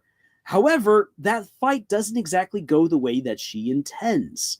Something bad happens. I'm not going to spoil exactly what happens because it's a great moment in the book, but it then means that she actually has to truly, after that, dedicate herself to the path of being an old school warrior. She can't just live the life that she had been living. That opportunity's been ripped away from her. And the moment that she's actually living like a warrior of old, that means that now friends die. That means that close connections get severed. That means that she now has real enemies who want her dead, which is something that she had never experienced before. Her entire life changes. So even though she gets to be a warrior, it's not the life that she had wanted. She has two great moments where she gets to prove who she is and smack back at those who are in authority or those people who wish to take her on. And so in that case, she has these girl boss moments, but they're more heroic because of the journey that she goes on. And she realizes, this isn't exactly the life that I had wished. I don't want to be this, but I can't be anything else now because of the choices I've made. And so now that I am in this position, I have to do the best that I can because that's all I have left. And that was so much fun to write. And it's something that, for the people who have read the books, who have talked to me about Asuka and her journey, they loved what happened there because she is a girl who grows through these experiences, who becomes awesome. She was already fun. She was already awesome. She was already a good warrior, but she grows to become the awesome hero and warrior that she needs to be. And she solidifies that through the actions that she takes once she has obtained that level. So, and that's what you would want to do with a good girl boss. Now, when we look at Hera, and I know I'm spoiling some things here for the movie, with Hera, it's different. She's not some poor, downtrodden girl, and neither is she someone who's been born into a warrior class who yearns for the days of combat. In this case, she's a princess. She's about as high as you can get in Middle Earth in terms of power and prestige and position. So what is it that she wants? Well, she wants freedom. She wants to be her own woman, and she wants to be acknowledged by the men of her house as her own person, not just as a woman who exists to continue on the family, who is just the princess. She's not allowed to go to war. We've got men for that. And so for Hera, what the position that she wishes is that she wishes for freedom, and she wishes for recognition of who she is from within her family. And so as the story goes on, like we see real quick how Freka and Wolf want her to marry Wolf so that way they can ascend to the throne. Helm wants her to marry a lord of Gondor in order to keep her safe and to strengthen military and social and economic ties between the two countries, which takes away her individuality. And so she goes on rides, she goes on adventures to assert her personality and her individuality. But when Wolf is trying to kidnap her, she has to have guards with her, which takes away some of that freedom. And when she actually is kidnapped by Wolf, she has to use all of her intelligence and skill and has to rely on the help of others in order to escape. She doesn't do it all on her own. She needs help. And with that help that she gets, her position is made very clear. You're just a princess. Dang it. Act like one. And she then does. During the battle for Edoras within the movie, Wolf brings a large army to sack the capital city of Rohan. And he has a massive genius trying to destroy Hammerhand. And that trap is nullified in part by Hera, because since Hera's actually told to stay behind, she, back in the city, is able to see the battlefield differently than Helm is and realize there's a problem here. Something's not quite right. And so she organizes the retreat of her people from Edoras through the darkness out to the Hornburg in order to protect them. And so in this case, she then actually has then that power and that position. She's not just a princess, but now she's commanding her people. And even though she hasn't yet gained her freedom and she hasn't yet proven how great of a warrior she is, she's then given a chance to help protect her brothers and her father during the battle for Edoras. But still, she is not immediately recognized as this great warrior or anything, because her brothers and her father are like, Hera, no, we don't want you to get hurt. We got to get you out of here. Which leads, unfortunately, to the death of her older brother Haleth, and then later to the death of her younger brother Hama. And so she's then left alone with Helm. And Helm just goes into full-blown depression with the loss of his sons.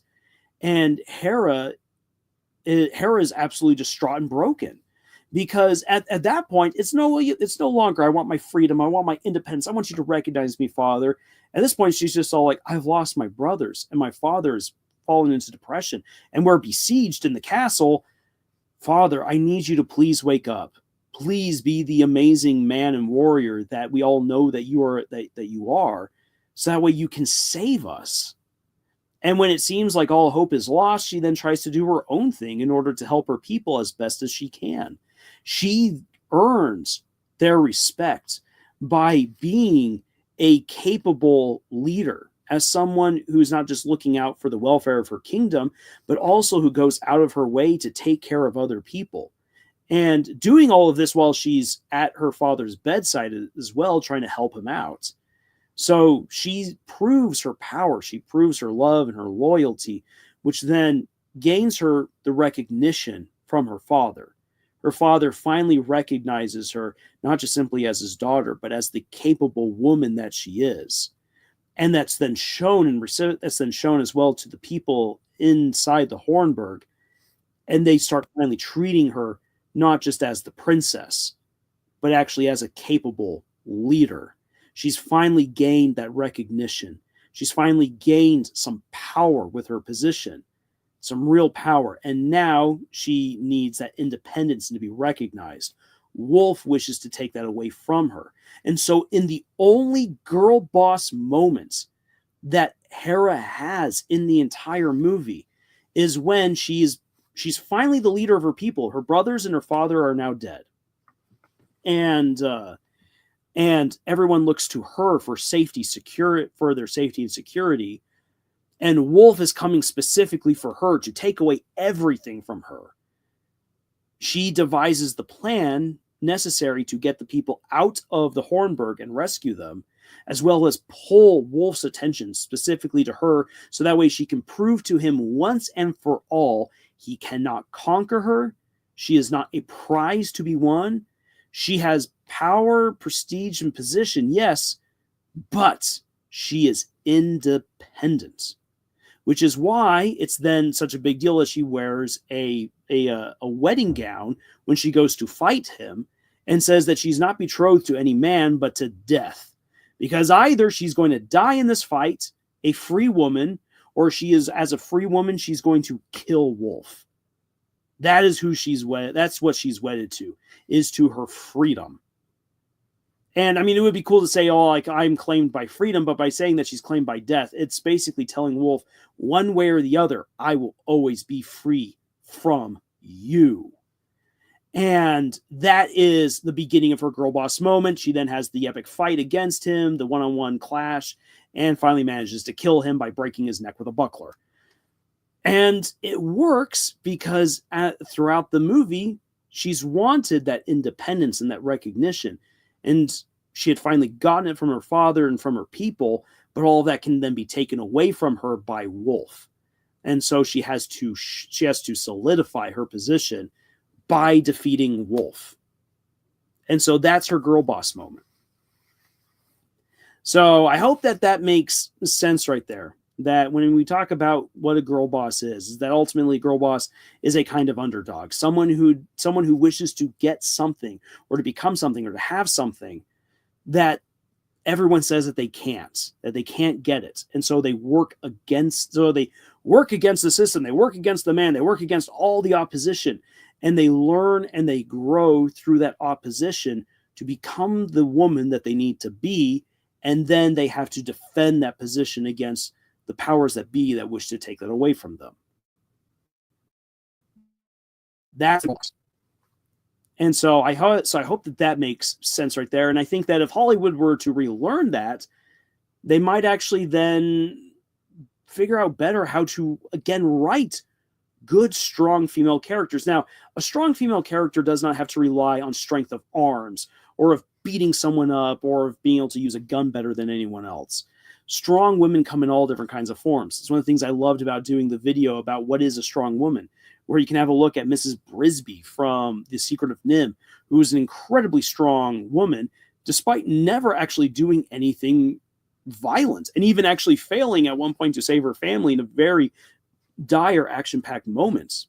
But she grows to become this amazing woman, And her love for her family and the things that she's willing to sacrifice is what makes her strong.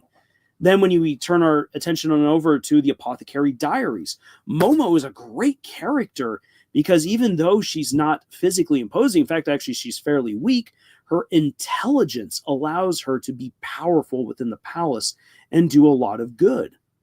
And so there are many forms of strong women. Hollywood and mainstream media and mainstream publishing just need to relearn what actually it takes to make a good, strong female character and to write a good girl boss, because they can be done. It can be done and can be awesome. It's just unfortunately we don't see a lot of it done well. Let's see here. Coming back to what Fabio's doing right here. Now, maybe I do need to learn how to write female characters better. I mean, I barely have any to begin with. To focus on in the whole game, I want to have one per world iteration. In one focus world and animations, I want to make one focus, one in the world Burnt Flamme and Dave Bright be in, or your focus universe.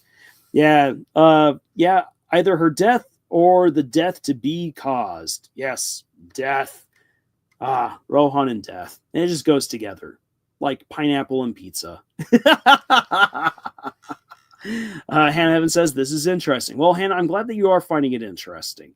Because my hope is that by talking about these things more and trying to better explain this, that it can help people realize what actually works and what doesn't. Because there's a lot of movies and a lot of shows where things obviously aren't working, and people just lack the ability to explain why. And then other times they see something that's really, really good, and other people say, no, it isn't good, and then they lack the words to explain why something actually is excellent. Which again, excuse me right here, I'm going to take a quick drink.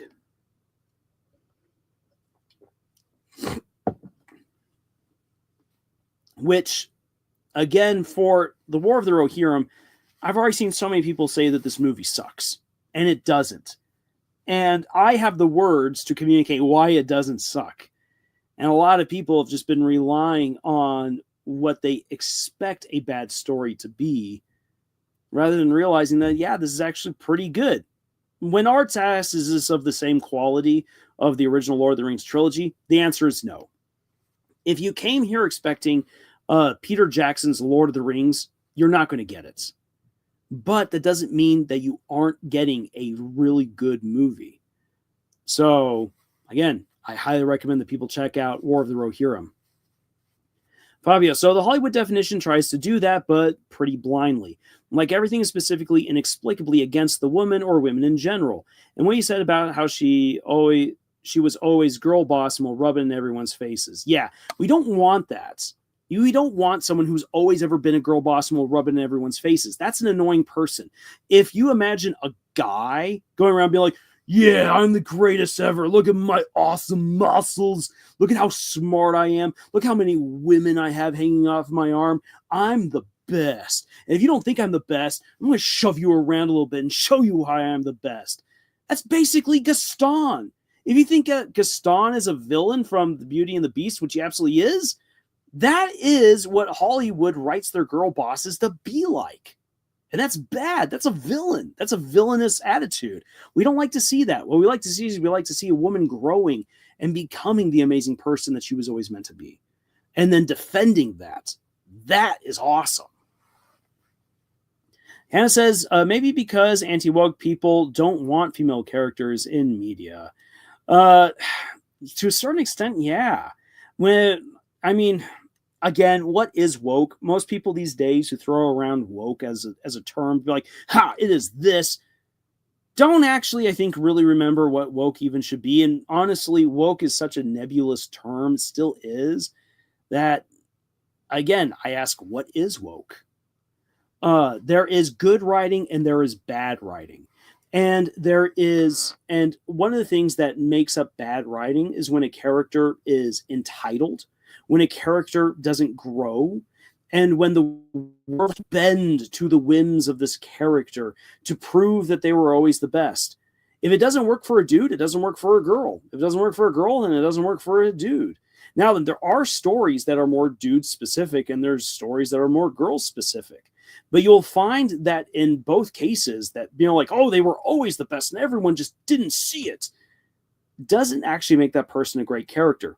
There are, for instance, and I mean, that sets up its own actually interesting tangent, which I will quickly tap into after I read what Fabio has written right here.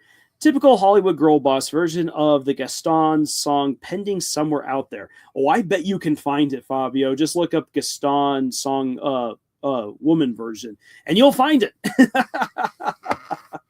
But real quick, there's a difference between a story like Harry Potter and a story of like, oh, they were always great to begin with. In Harry Potter, Harry starts off, as a poor, abused orphan who lost his family to the Dark Lord Voldemort. It's pretty sucky. But here's the thing: is that even though Harry was always going to be the chosen one, and has qualities that Voldemort doesn't, Harry still has to grow. Harry has to learn how to use magic. He has to get great friends who help him out. He has to learn what the Horcruxes are, and he has to learn how to destroy them. He has to learn about who Voldemort is in order to tap into Voldemort's truest fears and weaknesses in order to ultimately defeat him.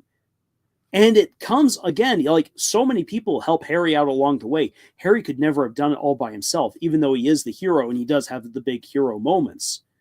And that's what makes Harry not this weird Mary Sue or a bad variation of the girl boss. Or you can even say the dude boss. Is that he has an actual character arc. He learns, he grows, he becomes the hero through his journey. And we need to see that as well. If Hera had always just been the bestest ever, and Helm Hammerhand was like, oh, my daughter, you're so great. How about you now ride out with us to fight against Wolf? And that she shows up all the men, then that would be a Mary Sue. She would have unearned girl boss moments. But no, again, if you go watch the movie, the men kill way more people in way more epic fashion than Hera ever does. The only exception being her Mary Sue handmaiden, Eowyn, which, again, I just don't understand why they screwed up so bad with Eowyn. But yeah, Hera doesn't have those moments, which gives her an actual character arc. Yes, she already has amazing skill and great knowledge and a great aptitude for leadership and kindness. However, those qualities of hers have to be given the chance to come out, and she has to prove herself, and she has to learn and grow. And again, things don't always work out for her. The story in no way bends over backwards to give Hera the moment that she wants. So that, I think, again, like, that's important to understand with this particular movie. Let's see here. Fabi says a lot of the ones that work are because they never knew they were awesome, right?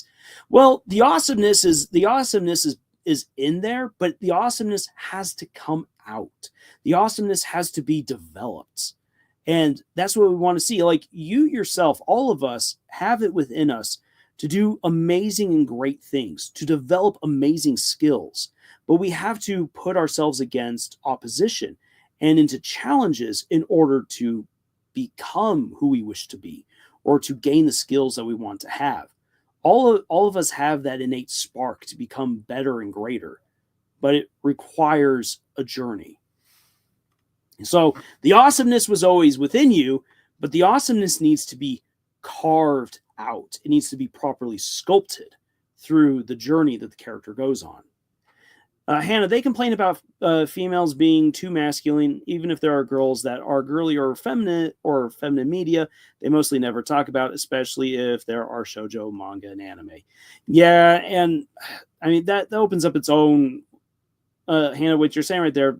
Like, I agree. There's some people who just, for one thing, there's not enough people who appreciate a real muscle mama.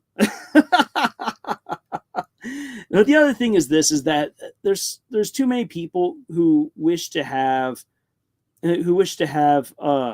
women or men. Let's be honest here; it swings both ways. Act and be a certain way. And what they don't realize is that you can have those kinds of characters, but you just have to write them well. And the problem is, on both sides of the extreme, they don't write these characters well. They don't. I actually have a little mini rant in regards to that, which I think I'll share here in just a moment. But let me first say here from Fabio. Actually, now that I'm thinking about Chris and Deltarune, without the whole soul thing, they seem to have always been cool. If the Noel post is anything to go off of. So the plot without us, I'm considering how it'd be like. Fabio, that is a big point actually to the story. What would it be like if the player wasn't possessing Chris? Would Chris have been able, for instance, to form a friendship, maybe even a romantic relationship sooner with Susie? Or would that have ever even have been a possibility? Would Chris actually be the cool kid? Or would Chris be the person who just really enjoys being the weird outsider? There's definitely lots of hints to say that Chris is totally okay with being weird and being outside of the popular circle. But an interesting thing about popular people is that some people become popular because they are unabashedly, unapologetically themselves. And that's cool, because there's so many people who feel like they can't be themselves, and they're jealous of the people who can be themselves. And Chris, I believe, is that kind of a person. So without us as the player controlling Chris would be a very interesting and dynamic individual within Hometown. And that'd be very, very interesting to see. It's a big what if. And Toby Fox might eventually one day give us an answer as to that. Might even end up being a part of the game. But I don't really know. We'll have to see. Fabio, people's awesomeness needs to be nurtured, even when it truly seems like talent and all that. But on the inside, at least from what I know, not really. Hey, I'm just going to say the answer is yes. Everyone has that awesomeness, whether it be talent or something that they develop. It's within every single one of us. It just needs to be brought out by the experiences that we make for ourselves and the adventures that we go on, whether that be an adventure to school, an adventure into the job, an adventure in dating, an adventure in learning new things, an adventure in taking up a hobby, an adventure in going shopping sometimes. Who knows? Sometimes really crazy and amazing things happen in places and in times where you least expect it. Hannah says, Chris just became my favorite silent protagonist, and that is second place to Frisk. Oh, that's great. I love Chris, and Frisk is great. Frisk is a great silent protagonist. Let's see here. One thing real quick. Coming back to my little rant of like opposites on both sides. So the upcoming Disney Snow White movie looks like an absolute abomination. I think we can all agree on that. I don't know anyone who is defending that movie because it just looks so bad. It doesn't look good. It doesn't look visually appealing. The story sounds stretched and twisted and weird. And the actors are unfortunately not endearing themselves to the public. It just seems like a can of all bad. So that movie. I do intend to watch it, and I'll make fun of it. Unless it somehow surprises me and shows that it's amazing. I doubt it will do that, because Disney does not have a good track record right now. The thing is that you then have over at Daily Wire, the people under Ben Shapiro thought that they would challenge Disney by making their own Snow White movie. Now, that movie is suddenly in great doubt because the person that they had hired to be a part of the Snow White production left Daily Wire to go do her own thing on YouTube, to try to create her own show. And people are now like, oh no, this movie's not going to come into being.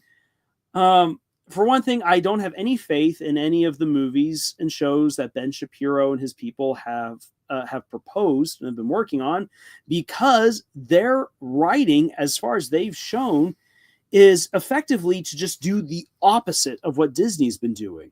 And the problem is that when you say, oh, just do the opposite of something bad, you'll have something great, yes, the opposite of bad is good, and the opposite of awful is awesome. But when it comes to writing, it's far more nuanced because let's say for instance you don't like a Mary Sue because Mary Sues are just awful. So let's say you decide, okay, I'm just going to do the opposite of a Mary Sue, and that's going to give me a great character, right? No, because the opposite of a Mary Sue is a character who just the world is absolutely against them. Everything is against them, and then you're all like, but then it all works out well for them. Hooray! That's what we call that's what we call a cop out. Because you didn't follow through with the story. A character who's got the world against them sounds totally fine. Again, kind of like Harry Potter, but you have to give them real growth and development. And yes, Fabio, that Ben Shapiro, their variation of Snow White, as far as anyone has revealed and has shown, was basically to be just beautiful, lovely, just an absolute doll for everyone. And it's just like, but is that actually a character or is that a caricature? So in the actual story, the actual fairy tale of Snow White, the main characters are the dwarves. Snow White is a moron in the original fairy tale. She is.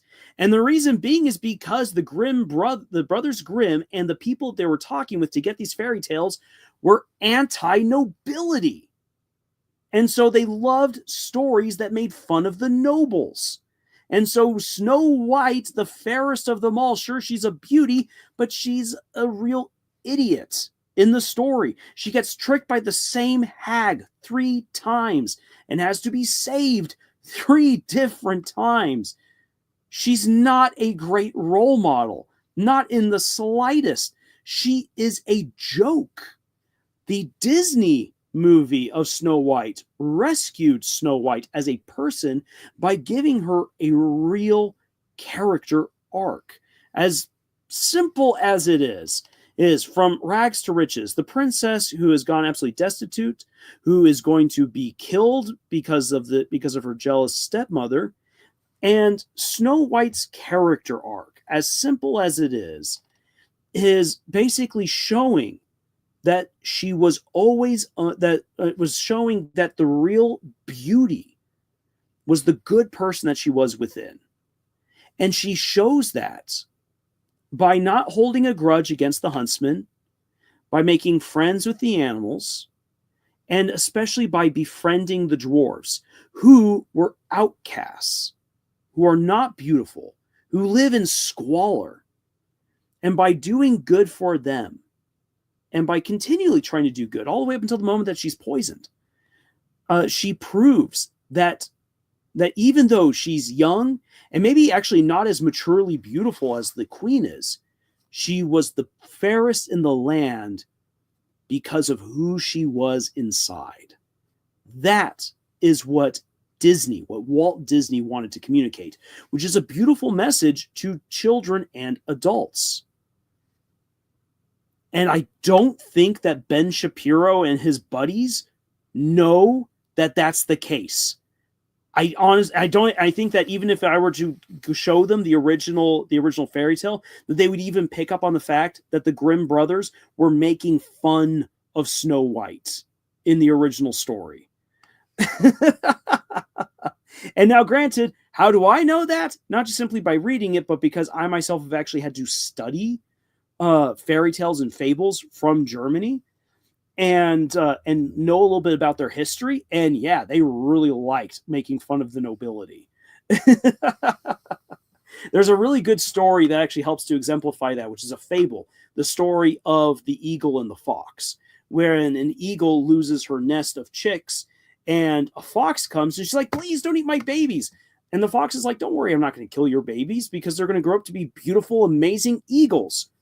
But, says the fox, you will always remember that I saved your children. And you'll always remember that even though you're the most beautiful, most powerful thing in the air, that we foxes saved you, that we saved your family, and that foxes are really smart.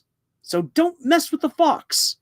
And the people who wrote that story were from a free city, which I talked about in last week's live stream, from the city of Nuremberg, that were all like, yeah, we make the nobility awesome. It's the little people.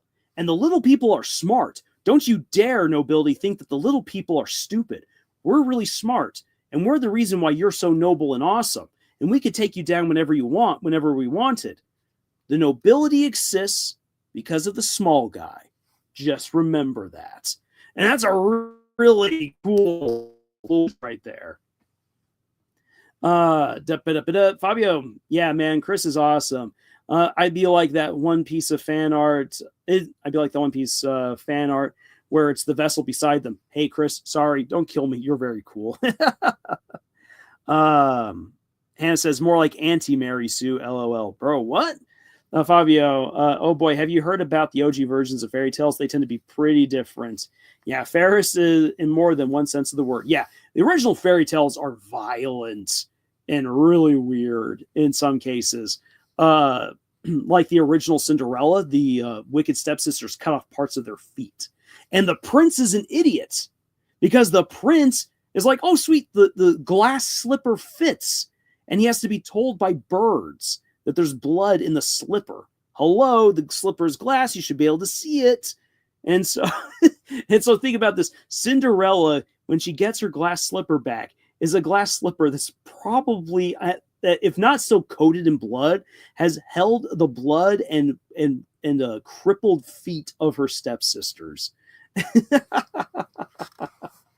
Hannah says, yeah, I used to read a big book about it when I was young.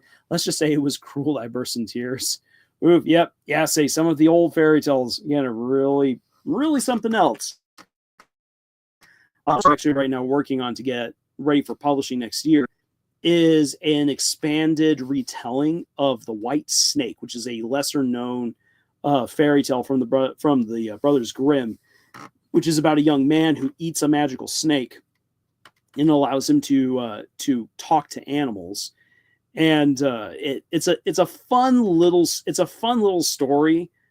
And here's something to understand about fairy tales. Fairy tales aren't normally meant to teach you lessons. Those are fables. Fables teach lessons. Fairy tales are entertaining stories that have certain cultural significance to the time that they're told and to the people that they're told to. Now, there are sometimes bigger lessons within certain fairy tales, but it's not as often as you would think.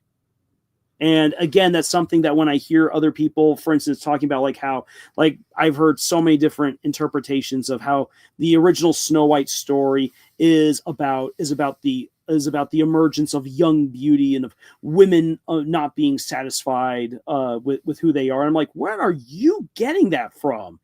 If you were to give that interpretation to the Brothers Grimm, they would look at you with slack jaws and probably start insulting you in German, which if you get insulted to your face by a German, it is cutting. There are few people on this earth other than the Parisians, the people in Paris, who can really insult like the Germans.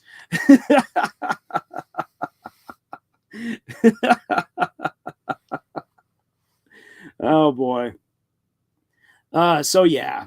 And so when it comes to coming back around to it, writing is nuanced.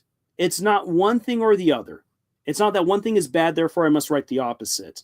Writing a great story requires diving in deep, understanding the world, your characters, the themes that you're dealing with, all these things. And here's something I do want to tell to all novice authors. It can be so overwhelming to juggle all these different elements. Now, let me tell you the simple key to starting a great story. Just write. Just write what you want to write. It's totally okay if you don't know your tone, the voice of your story, the themes of your story. You might not even know the characters all that well or the world all that well. It's okay. Just start writing. Because when you start writing, inspiration begins coming. You start figuring these things out. You will face those questions of what should be the tone and the atmosphere of my story? What is the voice that I'm using? Who are these characters? You will answer all of those questions in time. And sometimes you won't have the answer to those questions until you begin writing. So don't worry about the tone, the atmosphere, the themes, the characters, all that. If you have an idea, start writing. And those answers will begin coming to you. It may take a while, but it will happen. They will come. You will learn, you will grow, you'll get better, and so too will your story. If you are a more experienced author, or if you've thought this through really well, then ideas such as your characters, your character arcs, your themes, the tone, the atmosphere, the voice of your story, all of that will be stuff that you already know how you wish to use, but you will still have to learn how to bring it all together to tell a good story.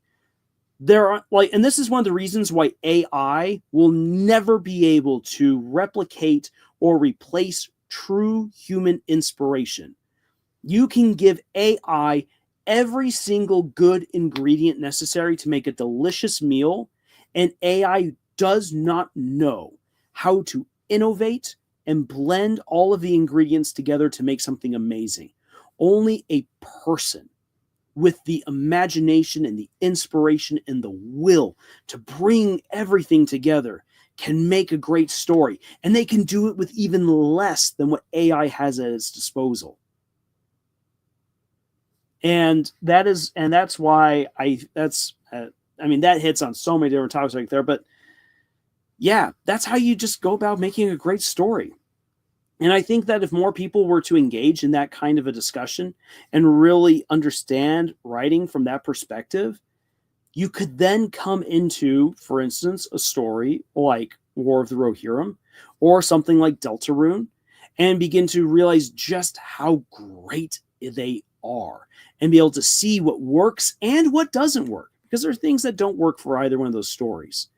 And the more experience that you gain and the better you're able to articulate these things, the better you'll be able to realize how neither Disney or Ben Shapiro really know what they're doing with their modern takes on Snow White. And I myself haven't really wanted to tackle a Snow White story just because Snow White doesn't interest me as much as something like Puss in Boots or the Tale of the 10 Dancing Princesses or the White Snake or the Cannibal Princess. Yes, interesting fairy tales indeed. And those are ones that I want to talk about. Those are ones that I would like to see redone. And I'm so happy that the newest Puss in Boots movie that we've gotten does a great job of telling a modern fairy tale using an old fairy tale. Oh, Puss in Boots and the Last Wish is just, it's so good. So good.